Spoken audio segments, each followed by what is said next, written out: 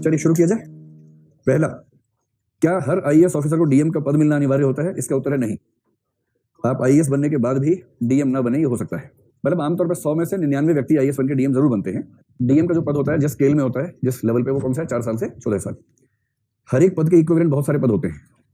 अगर कोई व्यक्ति ठीक से परफॉर्म करेगा तो उसको डीएम बनाएंगे, और जब 9 साल की सर्विस हो जाएगी तो किसी बड़े जिले का डीएम बना देते हैं। उसके बाद जिलों के 2 आमतौर पर लेवल्स होते हैं। लेकिन यदि कोई व्यक्ति मान लीजिए सीएम से शुरू में पंगा मोल ले ले, शुरुआत में ही, कि अभी एडीएम था, वही पंगा मोल ले लिया, तो फिर सीएम ऐसा कर सकते हैं कि उसको डीएम बनाने के बजाय डीएम के इक्विवेलेंट किसी पद पर सचिवालय में भेज दें। जैसे अंडर सेक्रेटरी 5 साल वहीं रखें, और जैसे 9 साल सर्विस के हो गए फिर डेप्यूटी सेक्रेटरी हो गया, जिला दे ही नहीं। ऐसा कर सकते हैं। और हर जिले में जो डेवलपमेंट वाला पद होता है, डीडीओ या डीडीसी, वो भी आईएएस का पद है। इसी प्रकार नगर पालिका या नगर निगम जो है, उसका कमिश्नर जो है, वो भी आईएएस का पद है। आमतौर पर डीडीओ या नगर निगम कमिश्नर पहले ये बनाते हैं, उसके बाद कलेक्टर बनाते हैं। लेकिन ऐसा हो सकता है कलेक्टर ना बने। तो जब आप आईएएस बने तो ध्यान रखिएगा कि मुख्यमंत्री या सरकार से बिना बात के पंगे मोल लेते रहना समझदारी की बात नहीं है। हाँ, उसूल की बात आ जाए तो थोड़ा बहुत टकराना भी चाहिए, लेकिन शौकिया तौर पर टकराएंगे तो ऐसा हो सकता है कि आपको डीएम का पद ना मिले। सिटीजन चार्टर से समाज का लाभ कैसे होगा? एक बात, तो समाज का लाभ कैसे होगा भाई? जब सबको पता होगा सूचनाएं क्या क्या है, तो उससे अकाउंटेबिलिटी पैदा होगी, ट्रांसपेरेंसी होगी। अकाउंटेबिलिटी, ट्रांसपेरेंसी, इन सबसे क्या होती है? गुड गवर्नेंस होती है। गुड गवर्नेंस से किसको फायदा होगा? समाज को फायदा होगा। लोक निधियों का सदुपयोग क्यों महत्वपूर्ण है? सबका पैसा है सरकार के पास, सरकार उसका ठीक से उपयोग करेगी तो देश का विकास होगा, गरीब लोग मुख्य धारा में आएंगे, डेवलपमेंट होगा, इसलिए महत्वपूर्ण है। भ्रष्टाचार से प्रशासनिक अक्षमता कैसे बढ़ती है? आज करेंगे, क्वेश्चन आएगा, ये वाला क्वेश्चन है। इसके बाद एक शब्द है प्रगामी लोकतंत्रीकरण। मेरे ख्याल से प्रगामी का मतलब प्रोग्रेसिव होना चाहिए। प्रोग्रेसिव डेमोक्रेटाइजेशन का मतलब है कि लोकतंत्र समय के साथ और गहरा होता जाए और बेहतर होता जाए, इसको बोलते हैं प्रोग्रेसिव डेमोक्रेटाइजेशन। माल्थसवादी और नव माल्थसवादियों में अंतर, इसमें एथिक्स नोट्स में है कहीं? माल्थस एक बहुत प्रसिद्ध व्यक्ति था, उसने एक ऐसे लिखा था, एन एस ऑन पॉपुलेशन, मेरे ख्याल से 1798 के आसपास की बात है, बहुत प्रसिद्ध ऐसे लिखा था। उस ऐसे से डेमोग्राफी पढ़ने वालों के अंदर एक अप्रोच बन गई जिसको माल्थेजियन स्कूल कहते हैं। तो माल्थस का मानना था कि पॉपुलेशन जो बढ़ती है उसको कंट्रोल करने का एक मैकेनिज्म है प्रिवेंटिव चेक, और दूसरा है पॉजिटिव चेक। प्रिवेंटिव चेक का मतलब ये होता है कि अगर समाज खुद इस बात का ध्यान रखे पॉपुलेशन बहुत ना बढ़े तो ठीक रहती है, समाज ध्यान ना रखे तो पॉजिटिव चेक, उसने कहा प्रकृति के हस्तक्षेप को। तो प्रकृति क्या करती है? भूकंप आ गया, बाढ़ आ गई, कोई तबाही हुई, उससे पॉपुलेशन बैलेंस हुई। ये जो अप्रोच आई थी इसको बोलते हैं माल्थेजियन अप्रोच। इसके बाद है सीआईसी के किसी निर्णय को सुप्रीम कोर्ट के स्थान पर हाई कोर्ट में तो चुनौती दी जा सकती है, किंतु यदि हाई कोर्ट के निर्णय से संतुष्ट न हो तो क्या हाई कोर्ट के निर्णय को पुनः सुप्रीम कोर्ट में चुनौती दी जा सकेगी, जैसा कि सामान्य मामलों में होता है? अंततः यह मामला तो घूम फिर वही पहुंच गया। इतना आसान नहीं होता जितना आपको लग रहा है। जैसे अगर आप मान लीजिए कि डिस्ट्रिक्ट कोर्ट में कोई केस हार गए, या क्रिमिनल केस है, सेशन कोर्ट में आप हार गए, किसी भी मामले में एक अपील का हक तो आमतौर पर होता ही होता है, कोई भी मामला हो। तो क्या होगा कि डिस्ट्रिक्ट कोर्ट से या सेशन कोर्ट से आप जाएंगे हाई कोर्ट में, तो आपका हक है, चले जाएंगे। और ये भी समझिए, जैसे डिस्ट्रिक्ट कोर्ट है ना, उसके पहले जो कोर्ट होती है लोअर कोर्ट होती है, उसके नीचे भी लोअर कोर्ट है। तो हर जिले में 3 लेवल्स होते हैं कोर्ट्स के। मान लीजिए केस बहुत छोटा है, जैसे किसी आदमी ने किसी दूसरे आदमी की बकरी चुरा ली, ये केस है, या मुर्गी चुरा ली, मान लीजिए मुर्गा मुर्गी को चुरा लिया, ठीक है, और उस मुर्गे का बाजार मूल्य था मान लीजिए 400 रुपए, 300 रुपए, ठीक है, मुर्गा इतना नहीं होता होगा, हैवी वेट का है ना। तो ये केस कर दिया। अब ये केस क्या है? 1000 रुपए से नीचे के मूल्य का है या कुछ ही राशि का है। तो सिविल कोर्ट में जो सबसे छोटा जज होता है ना, एकदम नया जज जो होता है, कहीं कहीं कहीं उसको मुंसिफ भी कह देते हैं, उसके कोर्ट में केस चलता है। उसके फैसले के खिलाफ अपील जो होती है उसके ऊपर के कोर्ट में होती है, और डिस्ट्रिक्ट कोर्ट से नीचे होती है। वही मामला खत्म हो जाता है। उसमें आप डिस्ट्रिक्ट कोर्ट में भी नहीं जा सकते हैं, वरना अगर डिस्ट्रिक्ट जज सबके मुर्गी और सबके मछली ये सब करता रहेगा तो समझ सकते हैं कि जिला नहीं चल पाएगा। एक अपील तो सामान्यतः न्याय के तहत मिलती है। अगर डिस्ट्रिक्ट कोर्ट में केस चल रहा है सेशन कोर्ट में, इसका मतलब है कि मामला संगीन है, क्योंकि सेशन जज तो मृत्युदंड भी दे सकता है। तो इसका मतलब जो मामला शुरू सेशन कोर्ट में हुआ वो मामला संगीन किस्म का था, उसकी फर्स्ट अपील क्या होती है? हाई कोर्ट में होती है। हाई कोर्ट से सुप्रीम कोर्ट जाने की शर्त है कि हाई कोर्ट एक प्रमाण पत्र जारी करे कि इस मामले में ऐसा कुछ है कि सुप्रीम कोर्ट में अपील की जा सकती है। वो सर्टिफिकेट साथ में हो तभी अपील होती है सुप्रीम कोर्ट में, ऐसी अपील नहीं होती है। एक परंपरा केवल है कि अगर हाई कोर्ट किसी व्यक्ति को मृत्युदंड देता है, सेशन कोर्ट ने दिया, हाई कोर्ट ने भी दे दिया, तो हाई कोर्ट ऐसे मामलों में अपील के लिए कभी मना नहीं करता, हमेशा सुप्रीम कोर्ट में अपील के लिए अधिकार दे देता है। ये कन्वेंशन है, परंपरा है। कुछ मामलों में कंपल्सरी है कि सेशन कोर्ट ने मान लीजिए 7 साल की कैद सुनाई, वो आदमी चला गया हाई कोर्ट में कि 7 साल कैसे कैद, और हाई कोर्ट ने मामले को ध्यान से देखा और कहा 7 साल तो कम है, और उसको दिया मृत्युदंड। अब इस मामले में हाई कोर्ट सर्टिफिकेट दे या ना दे, सुप्रीम कोर्ट में अपील का राइट उसको मिलेगा। लेकिन यदि सेशन कोर्ट में मृत्युदंड था और हाई कोर्ट ने भी उसको अप्रूव किया, अपहोल्ड किया, तो नियम नहीं है, लेकिन हाई कोर्ट परंपरा के तहत सुप्रीम कोर्ट जाने की परमिशन दे देते हैं। ठीक है, जैसे इनकम टैक्स का है, ये वाला केस है, आमतौर पर सीआईसी फाइनल अथॉरिटी है। अगर आप सीआईसी के निर्णय के विरुद्ध हाई कोर्ट जाएंगे तो 100 में से 99 मामलों में हाई कोर्ट केस को सुनते डिसमिस कर देगा, बात नहीं करेगा आगे। और हाई कोर्ट के फैसले के विरुद्ध सुप्रीम कोर्ट जाना इतना मुश्किल काम है क्योंकि उससे पहले आपको हाई कोर्ट से परमिशन चाहिए कि हाँ जा सकते हो। हाई कोर्ट आपसे बात ही नहीं कर रहा कि जब CIC का फैसला हो गया, भाई आपने सूचना मांगी, फिर अपीलेट अथॉरिटी से मांगी, फिर CIC से मांग ली, कितनी बार न्याय चाहिए आपको? 3-3 लेवल्स पर न्याय हुआ, आपको संतोष नहीं मिल रहा, पूरा देश इसी काम के लिए बैठा हुआ है। तो हाई कोर्ट में भी हजारों में एक आध मामला सुना जाता है जब प्राइमा फेसी देखे कुछ गड़बड़ हुई है वहां पर, और सुप्रीम कोर्ट जाने का मतलब ही नहीं बनता है।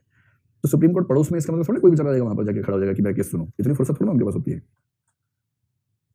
फिर है अधीक्षण, अक्षुण्ण, परिरक्षण। इनका अर्थ, अधीक्षण होता है सुपरिंटेंडेंस, किसी प्रोसेस को पूरी तरह से अपने कंट्रोल में रखना सुपरिंटेंडेंस है। परिरक्षण होता है प्रिजर्व करना, किसी को बचाना। जैसे संविधान का हम क्या करेंगे, जब आप राष्ट्रपति हो जाएंगे भारत के, फिर आप क्या करेंगे, संविधान का परिरक्षण करेंगे। जब आप चुनाव आयुक्त बनेंगे तो चुनाव प्रक्रिया में क्या करेंगे, सुपरिंटेंडेंस करेंगे, अधीक्षण करेंगे। और अक्षुण्ण का मतलब जो आप देश को रखेंगे, संविधान को। अक्षुण्ण मतलब सुरक्षित, बचा के रखना, जैसा है वैसा का वैसा रखना, उसमें कोई भी कमी ना आ जाए, इसको बोलते हैं अक्षुण्ण रखना। बड़ा पढ़ते हैं आजकल आप लोग भाई। गुटखा खाने से कैंसर का प्रसार बढ़ रहा है, जिसकी घोषणा WHO भी करती है, फिर सरकार इस पर रोक क्यों नहीं लगा पा रही है? क्या सरकार को समाज से ज्यादा आय की चिंता है? इस परिप्रेक्ष्य में सरकार की क्या दुविधा एवं नैतिक चिंता है? ठीक है। दूसरा, इस समाज में जहां 25% निरक्षर, 40% केवल साक्षर है, वह समाज स्वयं निर्णय लेने में कैसे संभव हो सकता है, सक्षम हो सकता है? समाज, व्यक्ति, सरकार, इसमें कौन नैतिक दृष्टि, विवेक का संकट और किन दो के बीच कॉन्फ्लिक्ट ऑफ इंटरेस्ट व्याप्त है? गुटखा और शराब को आप अभी समझने के लिए एक वर्ग में रख के समझ सकते हैं, ठीक है। तो गुटखा है, जैसे गुटखे का उत्पादन होता है और सरकार बेचती है उसको, सरकार को उस पर मिलता है बहुत जबरदस्त रेवेन्यू, क्योंकि गुटखा हमारे समाज में बहुत ज्यादा लोग गुटखा खाने के आदी हैं, और बहुत आकर्षक तरीके से आता है, छोटे पाउच में आता है, 1 रुपए का पाउच, 5 रुपए वाला, हर साइज में, हर तरीके से उपलब्ध है। तो इसका मतलब ये हुआ कि जो कस्टमर्स हैं उनके पास ऑप्शन ज्यादा हो गए। तो सरकार के सामने दुविधा क्या है? कल को आप सरकार होने वाले, आप भी समझ लीजिए। दुविधा यह है कि सरकार अगर उसको बंद कर दे पूरी तरह से, तो बंद वो होना है नहीं। किसी सरकार के बस में आज तक शराब बंद करना हुआ नहीं है पूरी तरह से। कैसे बंद कर देगी? आप शराब बंद कर देंगे, नशा तो बंद कर नहीं पाएंगे। शराब बंद हो गई, लोग सुबह सुबह महुए के पेड़ के नीचे खड़े हुए ऐसे मुंह खोल के कि वहीं से बरसात हो जाए, उसे कैसे रोकेंगे? ताड़ी कैसे रोक देंगे? जो ताड़ से बन रही है उसे कैसे रोकेंगे? और जो घर के अंदर बनने वाला नशीला पदार्थ है उसे कैसे रोकेंगे? आपको पता है कि ट्राइबल बेल्ट में तो शराब घर के अंदर बन जाती है, उस जमीन के अंदर कुछ मटके दबा के चावल और चावल पानी मिला के रखते हैं। और मतलब जो अब छत्तीसगढ़ है, पहले मध्य प्रदेश था, तो मैंने एक बार वहाँ सर्वे के लिए भारत सरकार की ओर से गया हुआ था, तो वहाँ गाँव में सरपंच ने दिखाया हमें कि 7 दिन है, 7 मटके हैं, सोम मंगल बुध हिसाब से। आज सोमवार है तो आज इसमें से लेके पी लेंगे, फिर इसमें चावल और पानी, पता नहीं क्या प्रोसेस था, वो डाल के रख देंगे, ये अगले सोमवार को खुलेगा, तब तक ठीक से बन जाता था। तो हर मटके में हर 7वें दिन खोलने का नंबर आता था। उन्हें क्या शराब की जरूरत कहीं से? और सरकार अगर सोचेगी हम शराब बंद कर देंगे, कहाँ कहाँ छापे मारेगी? हर घर के अंदर मटके दबे हुए हैं, कहाँ छापा मारेगी? ऐसे गुटखा है, तंबाकू है, कितना भी गुटखा रोक लेंगे, तंबाकू लोकल लेवल पर, पर्सनल लेवल पर कौन कहाँ से कहाँ भेज देगा, कितना रोक पाएंगे? तो सरकार को दिक्कत ये होती है कि एक तो टैक्स भी चला गया हाथ से, ऊपर से जो कंट्रोल प्रोसेस था वो भी हाथ से निकल गया। और ऐसे शराब के मामले में कम से कम सरकार यह इंश्योर कर सकती है कि जो शराब है खराब तरीके से ना बने, जहरीली शराब ना बने, क्योंकि लाइसेंस देती है, फैक्ट्री को चेक कर सकती है। जैसे शराबबंदी की, फैक्ट्री तो रही नहीं, अब लाइसेंस रहे नहीं, अब सारी कच्ची शराब बनेगी जिसमें जहरीली शराब बनेगी, कई लोग मर भी जाएंगे साथ में। इसलिए सरकारों के पास अंततः एक ही रास्ता बचता है कि शराब का लाइसेंस दें, दुकानें खुलवाएं, कहीं कहीं पब खुलवा दें, उन सबसे खूब टैक्स वसूलें, उस टैक्स के पैसे से जो काम करने वो करें, और उसी पैसे से कुछ पैसा इस पे खर्च करें कि शराब पीना बुरी बात है, उससे बचिए। क्या करे सरकार? कोई चारा नहीं है ना। ऐसे गुटखा है, गुटखे के पैसे से गुटखा खाना बुरी बात है, इसका प्रचार करना पड़ता है, क्योंकि अगर सरकार के कंट्रोल में होता तो शायद गुटखा बंद हो भी जाता, शायद सरकार की बस की बात नहीं है। और ये आपको भी समझना है, आप IAS बनेंगे तो इसका मतलब ये नहीं है कि आप जो सोचेंगे हो जाएगा, ऐसा नहीं होता है, इतना आसान नहीं होता है। और साक्षर निरक्षर का मामला है, इसीलिए आजकल गुटखा, सिगरेट, इन सबके जो पैक्स होते हैं उससे फोटो बनाते हैं, क्योंकि वो चित्र देख के मन जितना घबराता है, जी कच्चा हो जाता है एकदम देख के। जब मुंह के अंदर का कैंसर का फोटो दिखता है ना बड़ा होके, तो फिर मन करता है कि ये सब ना ही करें, है ना। ठीक है, इसके लिए खूब झगड़े हुए थे, पता है आपको, इतना आराम से नहीं हो गया। तंबाकू लॉबी ने खूब दबाव बनाया कि चित्र ना छपें सिगरेट पे, बाकी जो प्रोडक्ट्स उनके ऊपर। फाइनली सरकार ने इस मामले में अच्छा कदम उठाया। एक किसी बच्चे ने लिखा है, अनामिता के मूल्य को ध्यान रखते हुए, कि मैंने अपने क्षेत्र की नगर पालिका से जानकारी के लिए आवेदन करने का प्रयास किया, तो जो दर थी इंटरनेट पर वो ये थी, ऑनलाइन RTI में प्रोसेसिंग चार्जेस 49 रुपए, शिपिंग चार्जेस 100 रुपए, RTI ड्राफ्टिंग 100 रुपए, कॉल फ्रॉम RTI एक्सपर्ट 150 रुपए, कुल 399 हो गया, और साथ में GST 18% 72 रुपए, कुल 471 रुपए। क्या होता है कि जब आप नेट पे RTI सर्च करेंगे तो कुछ प्राइवेट पोर्टल्स हैं, जैसे एक है rtionline.com, जैसे ही आप नेट पे करेंगे ऑनलाइन RTI सबसे ऊपर वो खुल जाएगा, और वो स्पॉन्सर्ड लिंक है। जैसे आप उस पर क्लिक करेंगे, उसमें वो ऐसा झांसा देंगे, आपको लगेगा सरकार का खुल गया लिंक, होता प्राइवेट है।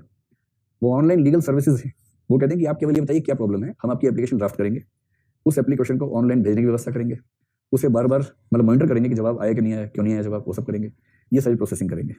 और इसी वजह से इसमें एक अमाउंट क्या लिखा है, GST 18%। GST भारत सरकार क्यों लेगी आपसे? ऑनलाइन आप RTI दायर करें 10 रुपए और 1 रुपये 80 पैसे GST देना पड़े।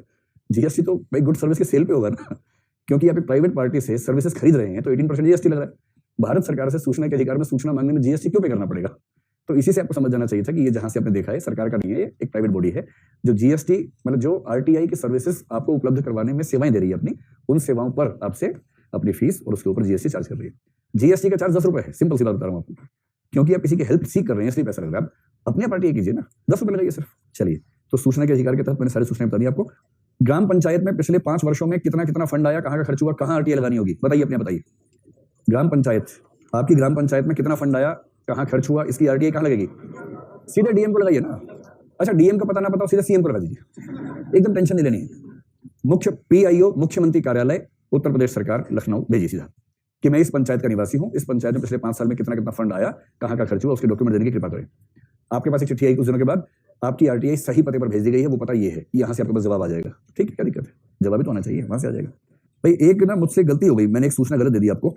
कल जब मैं घर गया तो मैंने देखा एक पेपर वो आया हुआ था, चिटाई लंबी सी। गलती ये हो गई कि मैंने शायद ये बोल दिया कि जो अनुच्छेद 25 है यानी कि रिलीजियस फ्रीडम वाला, वो केवल नागरिकों के लिए है, और नागरिकों के अलावा जो भारत में रहने वाले लोग हैं उनको भी उपलब्ध है। तो वो अगर मिस्टेक दिमाग में चली गई ना, उसको निकाल दीजिएगा। आर्टिकल 29-30 जो हैं, जो माइनॉरिटीज के लिए हैं, वो सिटीजन्स के लिए हैं, लेकिन 25 आर्टिकल सभी के लिए, 21-25 सबके लिए, 19, 29-30 नागरिकों के लिए, थोड़ा सा ध्यान रखिएगा। चलिए क्वेश्चन निकालिए पहले, फिर केस स्टडीज पे आते हैं। जिस क्वेश्चन में आपको जरा भी दबाव लगे ना, बताइएगा, उसको ठीक से करेंगे, और बाकी में क्या करना आपको बताइए, है ना? ठीक है। टॉपिक नंबर 7, इससे सवाल बहुत सारे हैं, यूपीएससी। पहला है, प्रायः यह कहा जाता है कि राजनीति और नैतिकता साथ साथ नहीं चल सकते। इस संबंध में आपका क्या मत है? अपने उत्तर का उदाहरणों सहित आधार बताइए। ठीक है, देखो ऐसे प्रश्नों में ना हमेशा दोनों पक्ष लीजिए। जैसे इसमें कहा जा रहा है कि प्रायः कहा जा सकता है कि राजनीति और नैतिकता साथ साथ नहीं चल सकते, तो आपके उत्तर का पहला पक्ष क्या होगा? नहीं चल सकते, और दूसरा पक्ष होगा चल सकते हैं। डिबेटिंग का जो तरीका होता है ना, वो ये होता है, हर चीज के दोनों पक्षों पर गौर कीजिए। इतना ही नहीं, आप हेडिंग भी ऐसे बना सकते हैं अपने उत्तर में। तो प्रायः कहा जाता है कि साथ साथ नहीं चल सकते, इसका मतलब कुछ तो बात होगी ना, इतना धुआं है तो कुछ तो आग होगी उसके पीछे। तो राजनीति और नैतिकता, हम अपने समाज की बात कर रहे हैं। आप सबसे पहले ऐसे 2-3 तर्क देखिए, इतना सारा पढ़ने के बाद ना कुछ तो तथ्य नोट में से काम आएंगे, बाकी जो सेंस है, अंडरस्टैंडिंग है, वही काम आने वाली है। आप अपने अब तक के सारे अनुभव के निचोड़ से बताइए कि राजनीति और नैतिकता साथ साथ क्यों नहीं चल सकते, इसमें क्या क्या वजह हो सकती है। इसकी एक सबसे बड़ी वजह यह होती है कि हमारे देश में इलेक्शन लड़ना बहुत महंगा काम है। इतना महंगा है, स्टेट फंडिंग है नहीं। जब कोई व्यक्ति इतना सारा पैसा खर्च करके इलेक्शन लड़ेगा तो स्वाभाविक रूप से वो चाहेगा कि इलेक्शन जीतने के बाद अपना वो खर्चा वापस निकाले। इस वजह से राजनीति में करप्शन होना तय हो जाएगा। तो सबसे पहली बात है, इसकी बड़ी वजह है कि स्टेट फंडिंग ऑफ इलेक्शंस नहीं है। तो स्टेट फंडिंग का न होना या चुनावों का एक महंगा कार्य होना, और इसलिए प्रत्येक व्यक्ति का यह सोचना कि जो इन्वेस्टमेंट मैंने की है उसका रिटर्न मुझे मिलना चाहिए, इस वजह से पूरा सिस्टम ही ऐसा बन जाता है कि उस सिस्टम में करप्शन फ्री पॉलिटिक्स नहीं हो पाती है, सामान्यतः नहीं हो पाती है। रेयर एग्जांपल्स एक आध, जैसे मैंने कहा था ना कि दिल्ली में 1-2 विधायक ऐसे हुए जिनके बारे में दावा कर सकते हैं कि उन्होंने पूरे 5 साल में एक पैसा भी नहीं कमाया गलत से, लेकिन उनके बारे में फिर ये भी है कि जब इलेक्शन लड़े भी थे तो अपने पैसे नहीं लड़े थे, चंदे से लड़े थे। अगर अपना पैसा खर्च किया होता तो दबाव दूसरा होता उनके ऊपर भी। और आमतौर पर जितने लोग इलेक्शन लड़ते हैं आपको पता है कि ठीक ठाक अमाउंट उनको अपना खर्च करना ही पड़ता है, तो इसलिए दबाव रहता है। एक तो ये हुआ। दूसरा, आपने बताइए कॉमन सेंस है कि राजनीति और नैतिकता क्यों साथ नहीं चल पाते। नहीं, जातिगत आधार तो क्यों आता है, असली सवाल ये है। सत्तावादी विचार, जितना सिंपल, जितना कंक्रीट बताएंगे उतना अच्छा, जितनी मुश्किल भाषा में, जितना दूर की बात बताएंगे उतना कमजोर। सीधी सीधी बात करनी एकदम। भ्रष्टाचार, भ्रष्टाचार को सामाजिक स्वीकार्यता है, इसलिए राजनीति और नैतिकता साथ नहीं चल पाएंगे। मतलब दूर का कारण बता रहे हैं, एकदम सीधा सीधी बात। आप भ्रष्टाचार केंद्र में मत रखो। राजनीति और नैतिकता का साथ न चलना, इसकी एक बड़ी वजह अपराधीकरण भी तो है। केवल भ्रष्टाचार थोड़ा है, जातिवाद भी है, नस्लवाद भी है, मॉब लिंचिंग भी है। राजनीति में जितनी प्रकार की अनैतिकताएं हैं उन सबको दिमाग में रख के बताइए कि क्यों नहीं चल पाते। इसकी ताकत का नशा हो जाता है। ठीक है, ये भी कर सकते हैं। एक बात आप ये कह सकते हैं कि जैसे अगर मैं आपसे कहूं इलेक्शन जीतना किसी नेता के लिए बहुत जरूरी बात है, और हमारे समाज में अभी जो माइंडसेट है वोटर्स का, उसमें इलेक्शन जीतने के लिए विकास संबंधी मुद्दे, वास्तविक मुद्दे केंद्र में हैं, या एथनिसिटी, जाति, वंश, धर्म, ये सब केंद्र में है, वो सब केंद्र में है। और इसलिए इलेक्शन जीतने के लिए जो टफ कंपटीशन है, उस कंपटीशन में ऐसा करना पड़ता है कि उन मुद्दों को उठाया जाए जिन मुद्दों का संबंध नैतिकता से नहीं होता है। तो दूसरी बात कहिए, पहले लिखिए प्रतिस्पर्धा। एक तो प्रतिस्पर्धा कठिन है, देखिए जब तक कंपटीशन टफ नहीं होता ना, लोग नैतिक खेल सकते हैं आपस में। जैसी कंपटीशन बहुत टफ होने लगता है, उसके बाद दोनों अपोनेंट्स का आपस में नैतिक रहना बड़ा मुश्किल होने लगता है। जब तक कंपटीशन ईजी है तब तक कोई दिक्कत नहीं, तब तक कम से कम एक पक्ष तो नैतिक रह ही सकता है जो मजबूत है प्रतिस्पर्धा में। जो कमजोर है वो थोड़ी सी ऐसी बातें कर देगा, लेकिन मजबूत पक्ष क्यों करेगा। जब प्रतिस्पर्धा बढ़ती है राजनीति में, तो इलेक्शन जीतने के लिए तमाम तरह के हथकंडे अपनाने पड़ते हैं। और हथकंडों में से एक ये होता है जाति, धर्म, नस्ल आदि के आधार पर वोट बैंक बनाना। और क्योंकि हमारे देश का वोटर माइंडसेट आमतौर पर ऐसा है कि उसमें ये चीजें मैटर करती हैं, इसलिए राजनीति टफ कंपटीशन आते ही इन मुद्दों पर चली जाती है। तो ये मसला है। इसी प्रतिस्पर्धा में कई बार ये भी होता है कि हमें दूसरे पक्ष को दबाना भी है, धमकाना भी है, इसलिए वोटर्स को लालच देना वो भी इसी में आता है। और कभी कभी अपराधीकरण भी, जो विपक्षी लोग हैं उनको डरा देना, धमका देना। इन सबके मूल में आप बताइए कठिन प्रतिस्पर्धा, टफ कंपटीशन ऐसी स्थिति पैदा करता है कि राजनीति और नैतिकता साथ साथ नहीं चल पाते हैं, एक ही हो सकता है। और इन सब बातों को बताते हुए आप बताएं इसकी मूल वजह है हमारे समाज का माइंडसेट। अगर मैं एक वाक्य में कहूं कि समाज में लोकतंत्र सिस्टम के रूप में तो है, पर अभी हमारे दिमाग में सामंतवाद हावी है, सामंतवाद हावी है, राजतंत्र हावी है, और इस वजह से ये स्थितियां बनती हैं। तीसरा, अगर मैं आपसे ये कहूं, जो अभी इन्होंने कहा था बड़ा अच्छा बिंदु है जिसको मिला सकते हैं, क्या हमारा समाज नैतिकता को उतना महत्व देता है राजनीति में जितना देना चाहिए, या अनैतिक आचरण को लेकर हमारा समाज सहज हो जाता है? तो अनैतिक आचरण को सामाजिक स्वीकृति, केवल भ्रष्टाचार नहीं, ओवरऑल अनैतिक आचरण को सामाजिक स्वीकृति, कहीं कहीं तो सामाजिक प्रतिष्ठा भी है। और इसका सबसे बड़ा प्रमाण क्या है? कई जगहों पर बाहुबली लोग इलेक्शन जीते हैं, सबको पता है कि ये आदमी ठीक नहीं है, हत्याएं करवाएगा, कईयों को मार देगा, लेकिन उसके बाद भी जो व्यक्ति पूजा है, पर्सनैलिटी कल्ट है, उसकी वजह से ऐसा होता है। तो अब बताएं शुरू में कि हाँ, कुछ लोग ऐसा मानते हैं कि राजनीति और नैतिकता साथ नहीं चल सकते, ऐसा कहने के पीछे तर्क ये है, ठीक है। अब आप बताएं कि जरूरी नहीं है कि ऐसा ही हो, चल भी सकते हैं, और इसमें आपको कुछ एग्जांपल देने होंगे। पहली बात आप कहेंगे फ्रीडम स्ट्रगल और उसके कुछ समय बाद तक ऐसे एग्जांपल्स की भरमार थी। भाई महात्मा गांधी पॉलिटिक्स तो करते थे, अब उनको राजनेता मानेंगे नहीं मानेंगे? ये नेता मानना बुरी बात है, मानेंगे ना? हाँ। तो एक फेज था जब महात्मा गांधी देश के नेता थे। मेरा मन तो करे कि मैं जे नेहरू भी लिख दूं, लेकिन जैसे मैं लिखूंगा मैं साथ में वल्लभ भाई पटेल भी लिख दूंगा, ताकि मामला बैलेंस हो जाए और मुझ पर देशद्रोही होने का आरोप ना लगे, ठीक है। तो जिस समय नेहरू थे, पटेल थे, महात्मा गांधी थे, हमें कह सकते हैं कि उस समय प्रायः राजनीति में नैतिकता का, और डॉक्टर अम्बेडकर भी, तो डॉक्टर बी आर अम्बेडकर ने, बैलेंस नहीं, अम्बेडकर भी तो विधि मंत्री रहे हैं देश में भाई। इनमें से किसी भी नेता पर जीवन भर एक पैसे के गबन का आरोप नहीं लगा। महात्मा गांधी पर आरोप लगा कि पैसा खा गए, धोती खरीद ली अपनी उससे, कभी ऐसा आरोप लगा? एक बार भी नहीं लगाना भाई। तो कोई आरोप गबन का नहीं है। अगर कोई आरोप है भी तो पर्सनल लाइफ को लेकर भले हो, लेकिन वो पॉलिटिक्स को लेकर, स्टेट को लेकर नहीं है, नीयत को लेकर आमतौर पर नहीं लगता है। तो इसका मतलब ये हुआ कि हमारे देश में आज से केवल 50-60 साल पहले तक ऐसे नेता खूब हुए जिनकी नैतिकता को लेकर प्रायः कोई आक्षेप नहीं लगा है। इसका मतलब राजनीति और नैतिकता उस दौर में साथ साथ चल पा रहे थे। अब आपको बताने कि उसके बाद नैतिकता पूरी तरह समाप्त हो गई है, उसके बाद भी नैतिकता है किसी न किसी मात्रा में। अब ऐसे में एग्जाम्पल देने में दिक्कत है कि नाम किसका लिखें। आप ये बताएंगे, जैसे मान लीजिए कोई आपसे पूछे कि पिछले 40 साल में, और हो सके तो पिछले 8-10 साल में, 15 साल में, कुछ ऐसे नेता जिन्होंने इलेक्शन लड़ा हो या ना लड़ा हो किंतु पॉलिटिकल एक्टिविटीज में पार्टिसिपेट किया हो और भरपूर ईमानदारी के साथ किया हो। ऐसे मामले में जब भी किसी का नाम लिखो ना, हमेशा बैलेंस करते हुए लिखना। जब नाम लिखना पड़ जाए ना, तो आप सबसे पहले बीजेपी के एक दो व्यक्ति, देखो जो सरकार है पहले उसके लोग का नाम लिखना है, ठीक है। तो बीजेपी में ऐसे एक दो व्यक्ति बताइए जिनकी ईमानदारी पे शक नहीं है आपको। हाँ, डीडीयू, दीनदयाल उपाध्याय, हाँ कोई दिक्कत नहीं है, धूमधाम से लिखिए। पर ये लोग भी तो पुराने हो गए ना, एक हाँ मनोहर पर्रिकर, यस यस, मुझे लगा अमोल पालेकर कह रहे हैं, मैं घबरा गया। अमोल पालेकर तो पॉलिटिक्स में नहीं थे। मनोहर पर्रिकर, ठीक है ठीक है, मनोहर पर्रिकर, सुषमा स्वराज। अरे 2-3 काफी हैं, ज्यादा करने से फिर दिक्कत आ जाएगी, 2-3 ठीक है। धर्मेंद्र यादव, नहीं सांसद में जानता हूं उनको। मेरे जो वर्तमान सत्तारूढ़ व्यक्ति, उसके नाम लिखने से लगता है कि आप अपनी कमर झुका के एकदम उस मूड में आ रहे हैं कि हे प्रभु आईएएस बना दीजिए, मैं सजदा करने को तैयार हूं, साष्टांग होने को तैयार हूं, उस भाव से बच्चे, ठीक है। तो दीनदयाल उपाध्याय है, मनोहर पर्रिकर हैं, सुषमा स्वराज हैं। अच्छा, जिन जिनका हाल में निधन हुआ उन सबको ईमानदार कह सकते हैं, वैसे कोई दिक्कत नहीं। अब कांग्रेस में ढूंढना मुश्किल होगा, लेकिन आप ढूंढ सकते हैं। मनमोहन सिंह देखिए,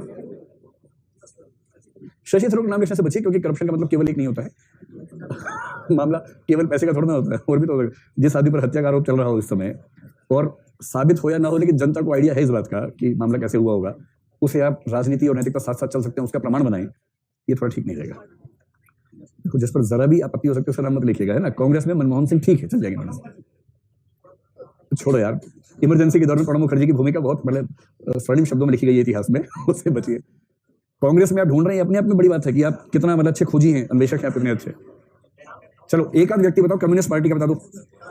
आपको पता है कि ये त्रिपुरा में जो व्यक्ति सीएम रहे लंबे समय तक, माणिक सरकार की खास बात यह है कि 25 साल सीएम रहे, उनके पास अब तक अपनी कार भी नहीं है।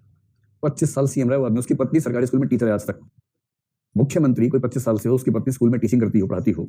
तो सारी पार्टी से लेने हैं, बीजेपी से भी लेना है, लेफ्ट से भी लेना है ना, केवल एक तरफ से नहीं लेना है। तो मोटे तौर पर ये कह दीजिए कि इस प्रकार अजीत पवार, तो आप अप्रोच समझ पा रहे हैं। अब आप बताएंगे कि आज भी ऐसे लोग हैं जो शासन में या राजनीति में नैतिक व्यवहार करते हैं, भ्रष्ट नहीं है, अपराधी नहीं है, किसी भी आपराधिक प्रवृत्ति से दूर रहते हैं, उसके बाद भी वो न केवल सत्ता में रहते हैं बल्कि सत्ता को एक माध्यम समझते हैं जन हित का। ऐसा कुछ अंत में देखो, ऐसे प्रश्न का अंत हमेशा आपको समझना है कि डाइकोटमी का प्रश्न है, कॉन्टिन्यूम पे समाप्त करना है। राजनीति और नैतिकता साथ नहीं चल सकते, पक्ष नहीं चल सकते, विपक्ष चल सकते हैं। और कॉन्टिन्यूम क्या है? कुछ हद तक चल सकते हैं, कुछ हद तक नहीं चल सकते हैं।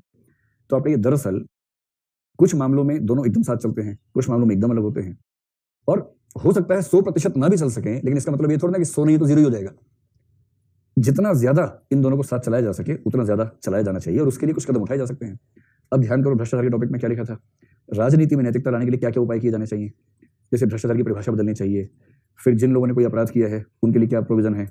मतलब अपील जब तक सेटिस्फाई नहीं होगी तब तक उनका अधिकार खत्म हो जाएगा इलेक्शन लड़ने का, सुप्रीम कोर्ट ने कर भी दिया है।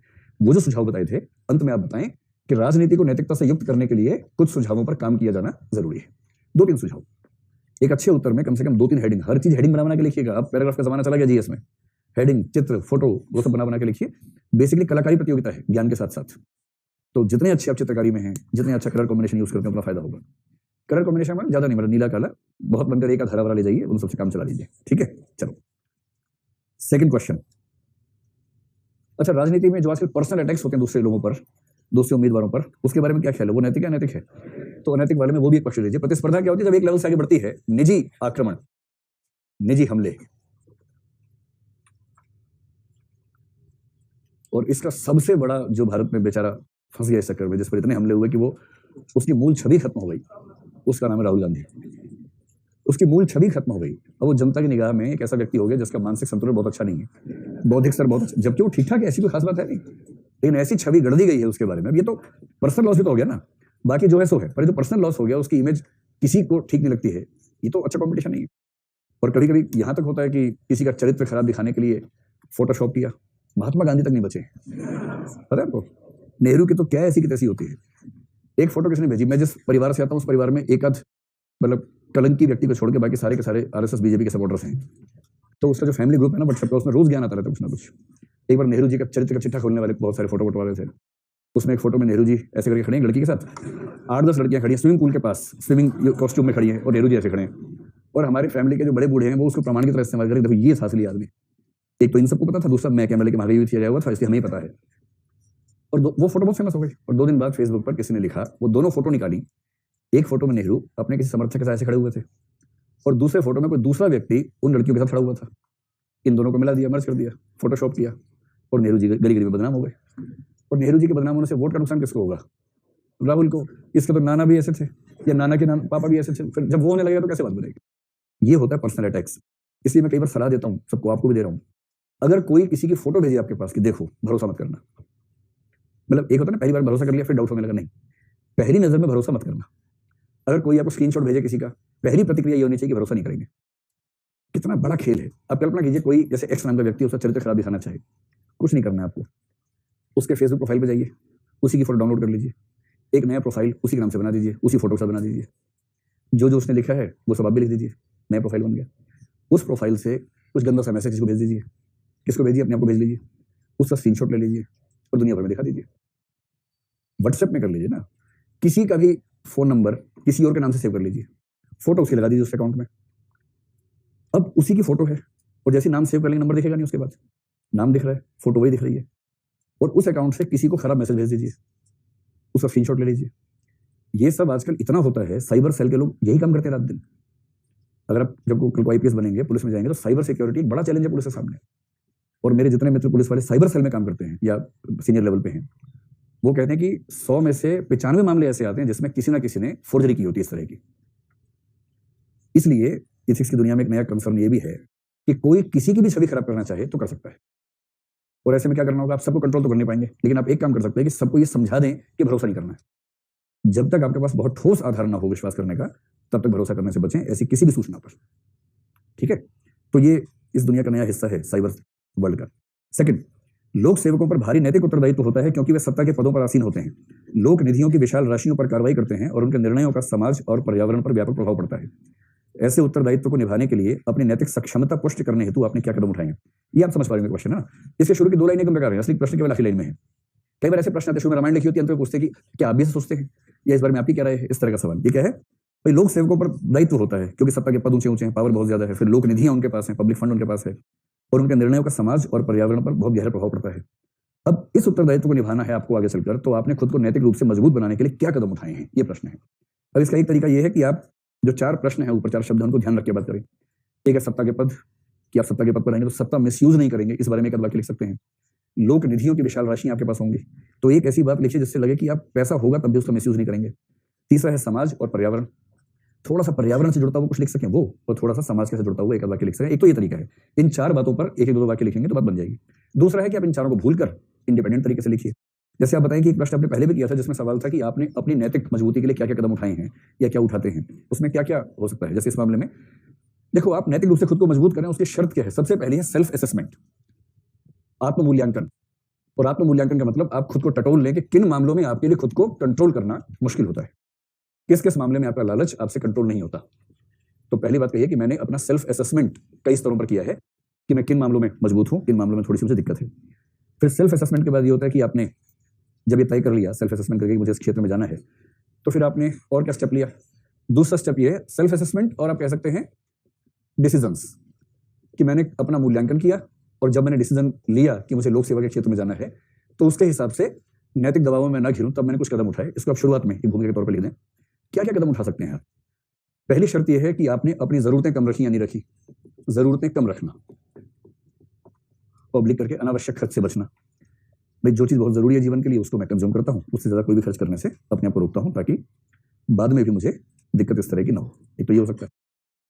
दूसरा ये हो सकता है कि बाद में दबाव कहां से आएगा? दबाव आ सकता है फैमिली से, तो परिवार के साथ चर्चा और सहमति।